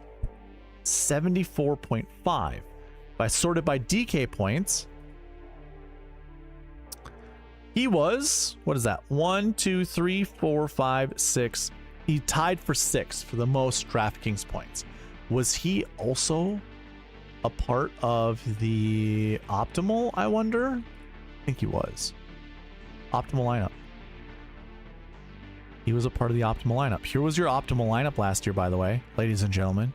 $8,800 golfer with a min-priced 6K golfer. So, could a lineup like this be successful? Yes, it can. Does it look disgusting? Yes, it does. But it could work. It could work. You get Fleetwood in that lineup. That one's a hot fire lineup. Holy crap. $8,400 with Jordan Spieth. Okay. Okay. We're cooking with gasoline. Michael Kennedy, these lineups are cooking with gasoline. That's a great lineup too. Like, anchoring around these, again, don't fall in love with a 6K golfer, but also don't disrespect one. And now we get our Scheffler with 3 7s and 2 6s. Fantastic lineup here. Yeah, those all, I'm just gonna highlight them all red. Like, they're hot fire. I'm sorry if you can't see that well, but they are impressive. Let's just put it that way. Those are good lineups. I'll come back and build the other 3 later, but we're gonna move on, right? Meow. Nathan Johnson wants Henley and Fowler. Okay, changing it up. Russell Henley and Ricky Fowler. All right, here we go. Ludwig, Henley, Fowler, Kitayama, Bridgman, and Cootie. Don't hate it. Do not hate it. Schauffele, Henley, Fowler, Goddard, Kitayama, and Matt McCarty. I'm kind of one of those. Oh, hold on. Hold on. Wait a minute. We got to change these back to non-Scotty lineups. My bad. My bad. My bad. My bad. Okay. I'm kind of one of those believers that Matt McCarty's good on big greens and not so good on small greens. I don't have data to back that up right now, but that's just, let's put it this way. I had success calling that out one time, and he succeeded on big greens, and now it's just like, that's kind of what's stuck in my head. So take that for what it's worth. All right. Lineup number 3 for you is Schauffele, Henley, McIntyre, Fowler, Corey Connors, and Eric Cole. 998876. That one's fine. Henley, Fleetwood, Fowler, Adam Scott, Lowry, and Meisner. That is a lineup I'm actually going to highlight. That one I like. Green to me is safe. Green means go. Red is you're cooking with gasoline. Henley, Fleetwood, Fowler, Scott, Rye, Alex Noren. That is a ball strikers lineup right there. It's a really good lineup. That is maybe one of the best cash game lineups I've seen ever this year. I've never felt more comfortable with the lineup cashing than that one. That's bold. I guess that's a bold. I'll keep it. That's fine. AJ Love wants Henley and Straka. He heard me from the beginning. I was giving him the hints. These are the golfers that I like. You should anchor around these guys. He wants his lineups highlighted. Well, we shall see, Mr. AJ Love. Nathan, you are welcome, sir. Henley, Matsuyama, Thomas, English, Kitayama, and Straka. That is a solid, balanced lineup. That one rivals the other cash game lineup I just mentioned with Russell Henley in it. Ludwig, Henley, Burns, Straka, Lowry, and Bud Colley. Well, hopefully Bud's good. If he's good, this is a pretty good lineup for 10-9-8-7-7-6. I like that. Ludwig, Henley, Burns, Straka, Gerard, and Sam Stevens.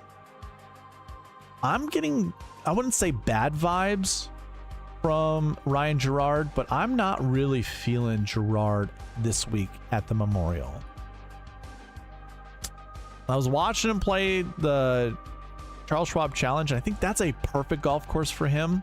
I just don't think he's long enough for Memorial. Could be wrong, could be wrong, could be wrong. I just don't like it.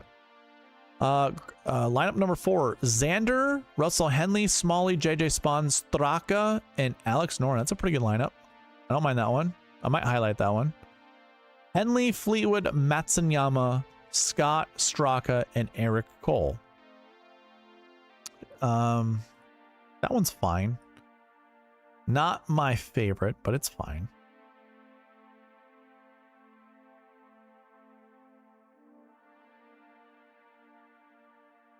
I'm gonna paint that one like a yellow color. I don't want it to be, yeah, you know what? I'll make it bright yellow. It's like a caution lineup. Matsuyama is concerning. Oh, did I? That's not the lineup I meant to highlight. That's not the lineup I meant to highlight. This is. And this is a green. This is green for me. This is a green lineup. Okay. All right, moving on. That's it.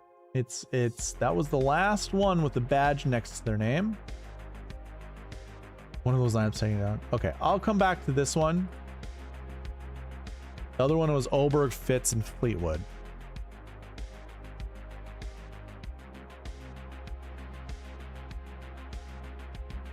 Group 2, 3, 4. 2, 3, and 4. Everything is Gucci here. Yep. Okay.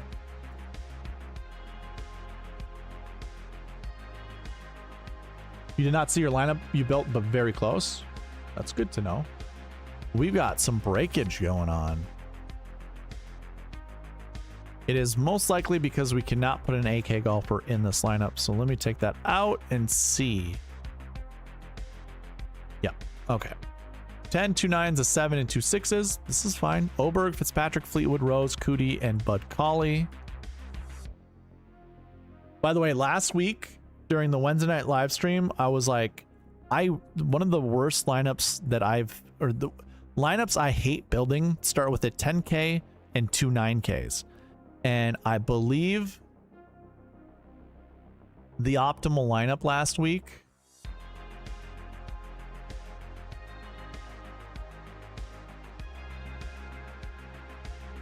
Oh, not the optimal, but the sweet spot optimal for Charles Schwab was 10-2, 9-4, 9-1, 7-2, 7,067. 67. That's a 10, 2 9s, 2 7s, and a 6. So I immediately ate my words because these types of things aren't that big of a deal. You can make up to 2 substitutions. So if you start with a 10, 9, 8, 7, 7, 6, you can sub one of those or 2 of those numbers for one close to it. So a 9 goes, or an 8 goes up to a 9, and you got it. It works. So this lineup, it works. Save it. Oberg, Fitzpatrick, Fleetwood, English, Danny Berger, Tony Finau. I don't mind Tony Finau this week. Oberg, Fitzpatrick, Fleetwood, Spieth, Corey Connors, and Michael Kim. Not bad. I'm going to bump up Sepp Straka's ownership exposure here from where it was, because you will not get any Sepp Straka unless I actually help it out. Let's do something like this. He doesn't even show up. Snedeker does. Oberg, Fitzpatrick, Fleetwood, Scott, Theegala, and Snedeker. I'm not going to save that one because I don't like either of those two at the bottom. This one has Oberg, Fitzpatrick, Fleetwood, Scott, Bradley, and Mark Hubbard. This course might be a little too difficult for Mark Hubbard. Let's try again. Oberg, Fitzpatrick, Fleetwood, Noren, Theegala, and Danny Berger. That one's pretty good. Let me see if I can build one different one. It's just not going to include Sepp Straka, unfortunately. I wonder why that is. Let me lock in Sepp Straka and just see if I can build you a decent one with him. It breaks. So it's just not a combo piece that we can put in there, which is fine. All right. That was 5 bonus lineups for Mr. Kennedy. Mr. Kennedy. I built on Monday Oberg, Straka, Griffin, Meisner, Henley, and Cole. Thoughts? Oberg, Straka, Griffin, Henley, Meisner, $7,100 Meisner, and Eric Cole. So my guess is you selected golfers who finished inside the top 20 last week. Eric Cole, where are you at? Are these all last week ones? You got 5 of them in there. You do this to me a lot. How about this?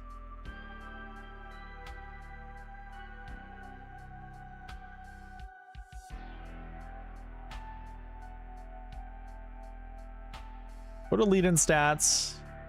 Last week ones. Have no other filters. Actually, I must. Last week ones. Okay. So you get a 33% chance in 2025. 2024, there's 4 out of 7. 2023, 2, 3, 4, 5. Okay, I think you can build a lineup with these golfers. 2022, there were 4 in 2021, 4 in 2020, 4 in 2019, 4 in 2018, 5 in 2017, 5 in 2016, 2 in 2015, 4 2014. And what do we have this week?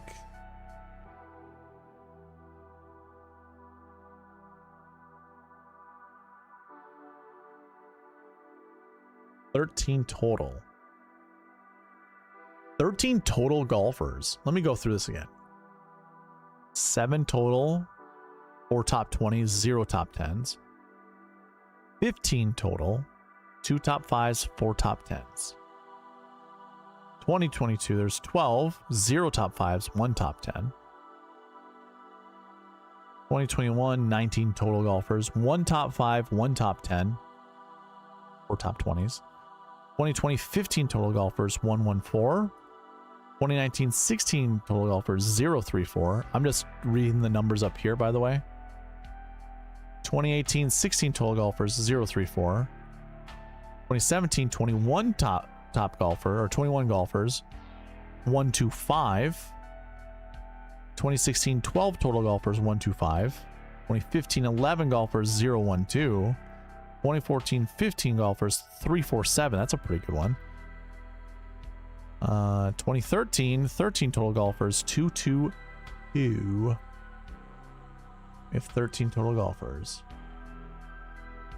4 of them 6Ks.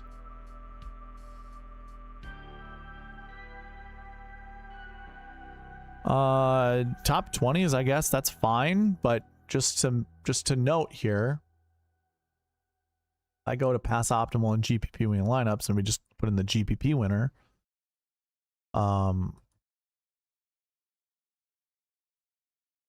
If you just take a look at the finishes, first, 6th, 6th, 6th, 10th, 17th, that's for a GPP winner. Go down to the CJ Cup. First, 2nd, 6th, 9th, 14th, 14th. Go down to the PGA Championship. 1, 2, 4, 7, 10th, 14th. Don't care about the one flight. Truest, 1, 2, 4, 5, 8, 14th.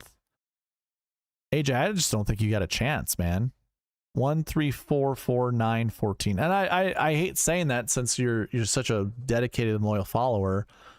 But if I'm comparing apples to apples, and we're looking at all the golfers that have come in with, you know, top 20 from the week before, like this, like 2024, you're not winning a GPP.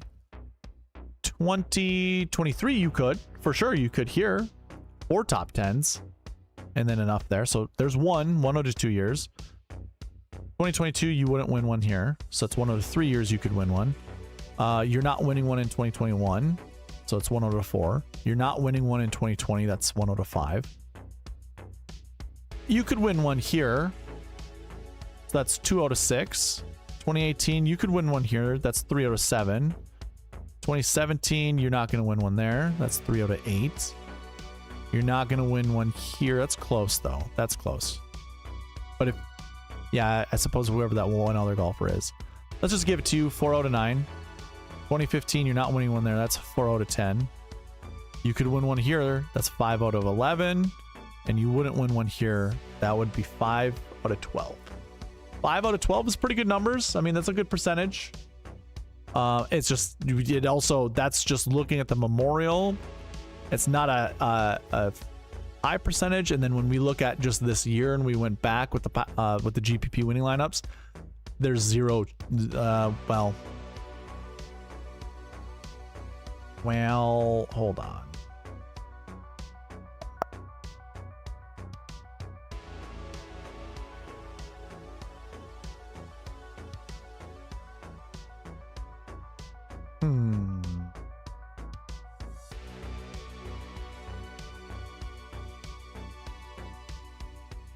We'd have to look at the bucket system for each one of these, and I'm not going to do that right now.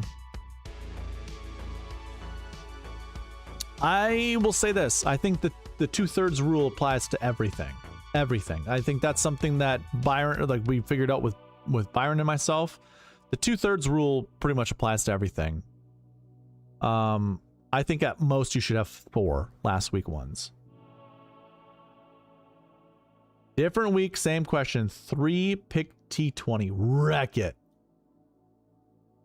Oh, you said so. Question, who would you remove?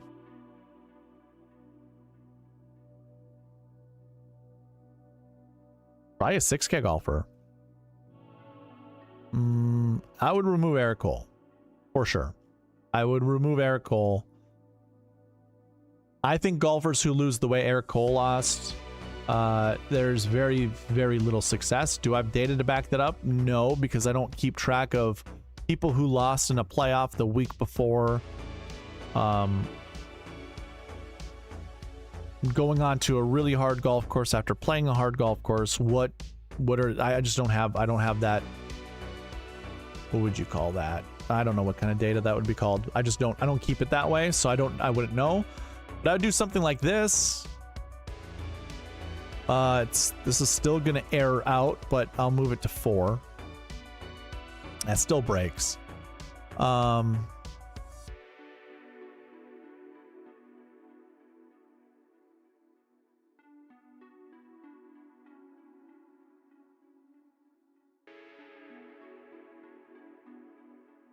Let me double check something. Hold on. Let me move everyone to 100%. Maybe that's what's causing the errors. Yeah. So Oberg, Henley, Griffin, Straka, Meisner, Bud Colley. Bud Colley's, that's risky. Then it breaks. So it's only Bud Colley. Which...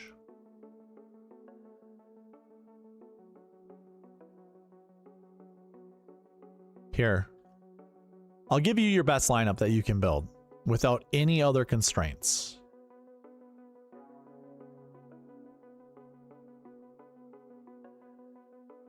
Oberg, Henley, Griffin, Straka, Meisner, Stevens. That's a good lineup. That's a good lineup. A really good lineup.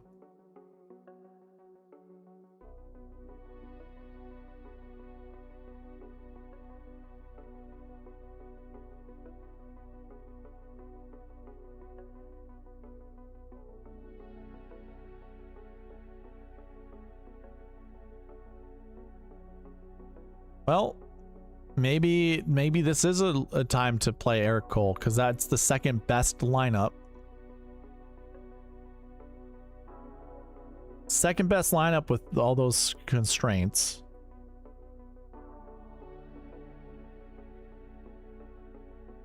Harry Hall. Ryan Fox. These are all just replacements. Danny Berger. Nick Taylor. Matt McCarty.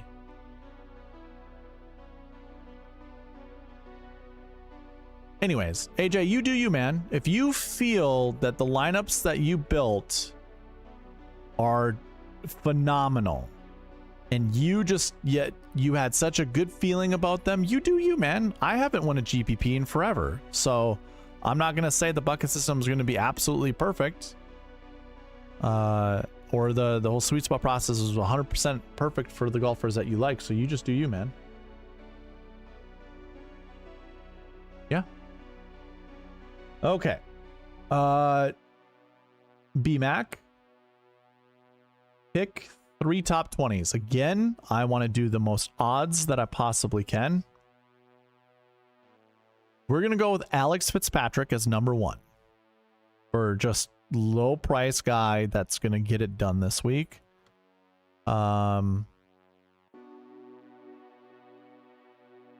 So Alex Fitzpatrick.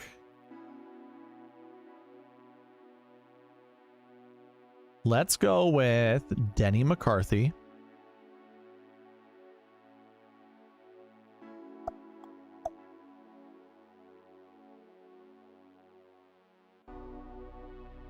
And I will give you a choice of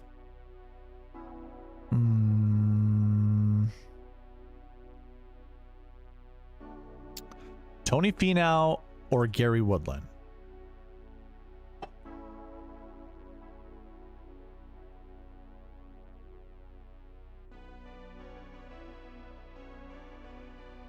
I feel like this is a really good course fit for both Finau and Woodland, but I'll leave it up to you.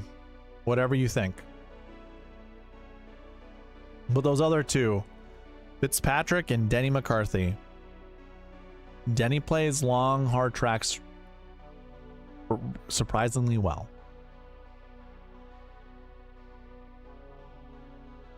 Okay, Ryan wants a lineup. This is gonna be my last one of the night, ladies and gentlemen. Last one of the night. Show. Can I get a Scheffler, Goddard, Bridgman? Oh boy. Ugh. Scheffler, Goddard, and Jacob Bridgman. change our Scotties. We'll change this to a 1, change this to a 0, change this to a 1, change this to a 1, actually. 0, 1. Okay.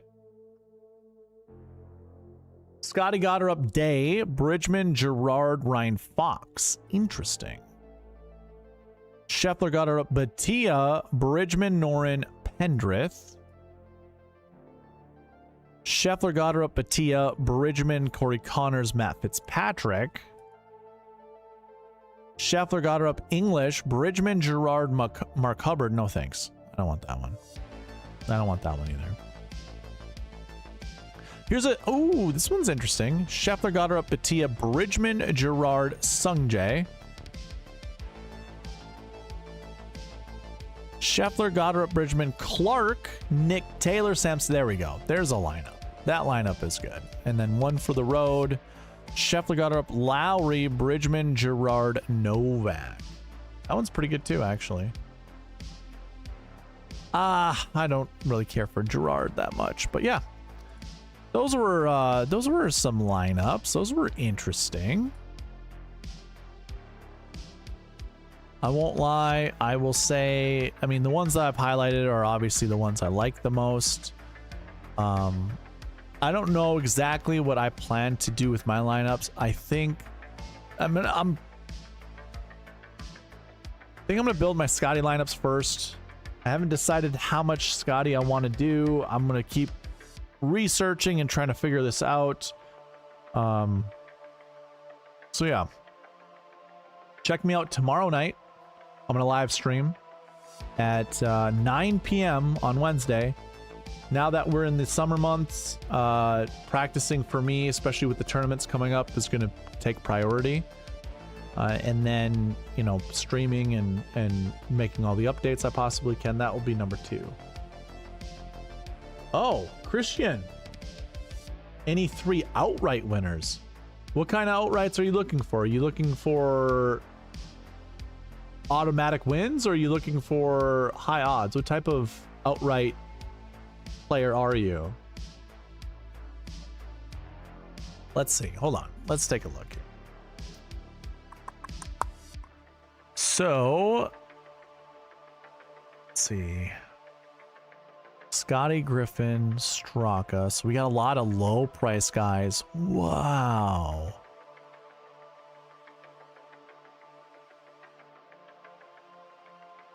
Scotty, Morikawa, Hadwin,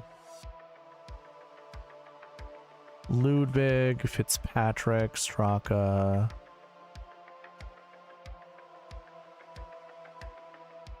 $776, Scotty, Fleetwood, or not Fleetwood, Siwoo. Guys, that low AK range is showing up a lot. And 84, that's fine. 95, 9,000, 10,4. Even the 9K right now, 8Ks are more, they're more consistent. 97, 98.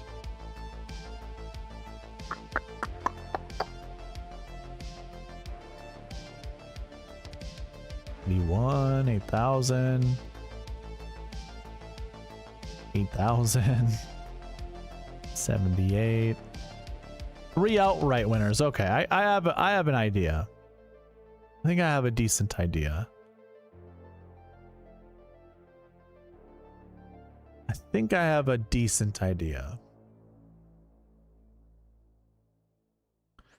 We are going to start down here, and we are going to select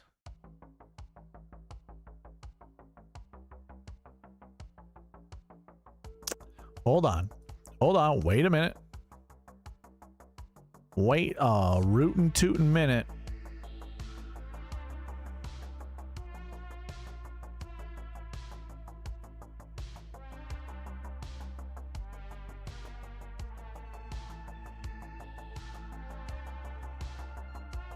Ooh, I'm finding something else out. Hold on, just wait a minute. Wait a minute.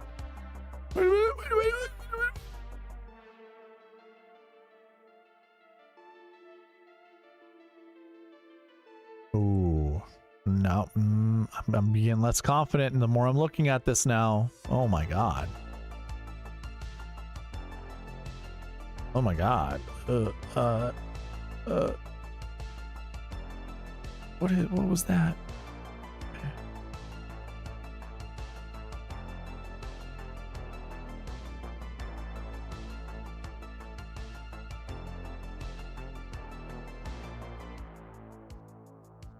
Yeah, I'm not as confident now. Well, let's take a look here. I'm gonna say this. Jordan Spieth. That's one outright winner. Mav McNeely, another outright winner.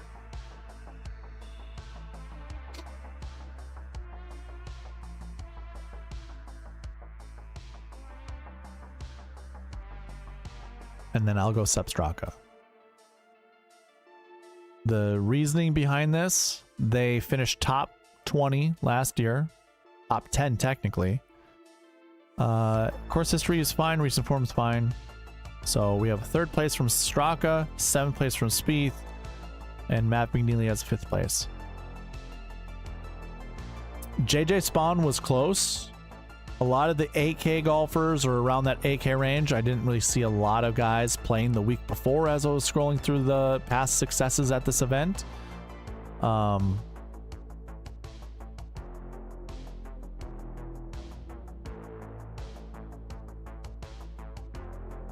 think that's pretty good for odds. Bridgman is fourth in Rick's course fit tool. Cool. Who's got two thumbs and doesn't watch Rick run good? This guy right here. Lockout. Woodland lockout.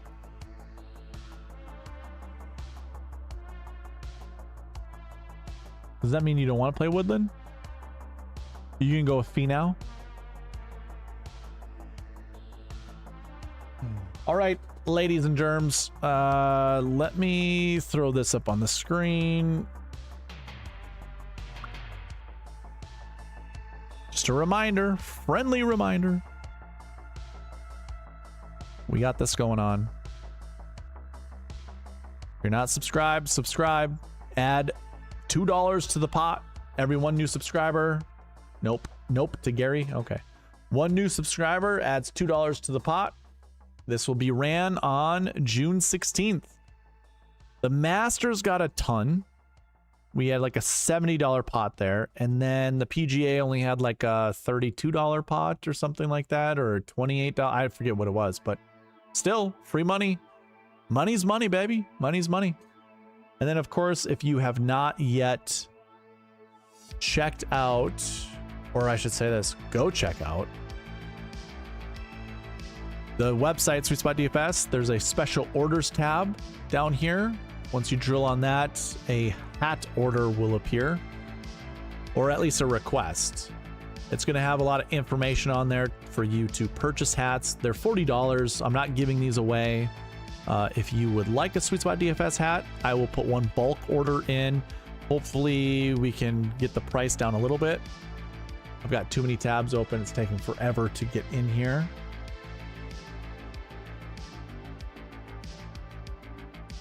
So you'll get to a page that looks like this, and then a pop-up that will appear shortly. It will, trust me, it will.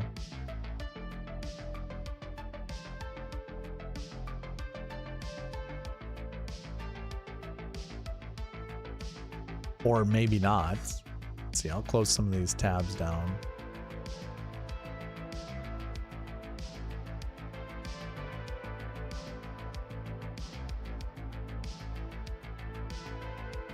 Hey, there it is. Just took a hot second.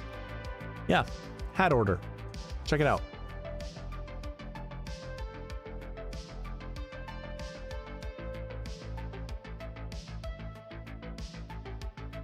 If you're interested, again, hats $40.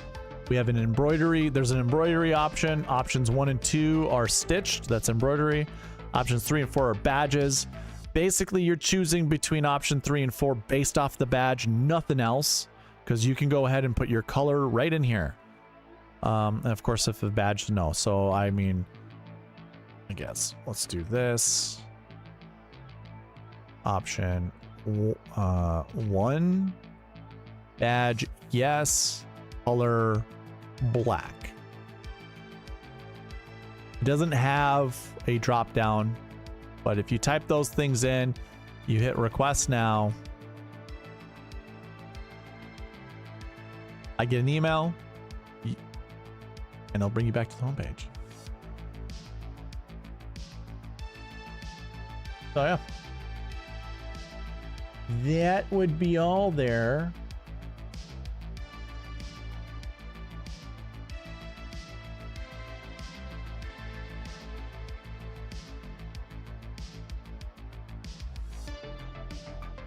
Oh boy. I'm gonna have to change that up. Oh, nope, never mind. Never mind, I see it.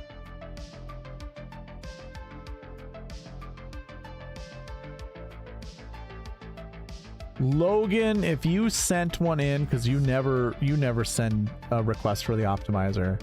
If that was for a hat option, you got to go back and give me the details as to what you want.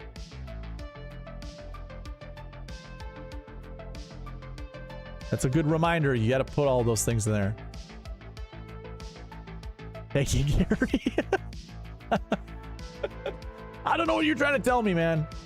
All right. I'm out of here. Those were the only reminders I had for you guys. Thank you all for watching. Please leave a like, comment, subscribe, all that good stuff, and I'll see you in the next one. All right, bye.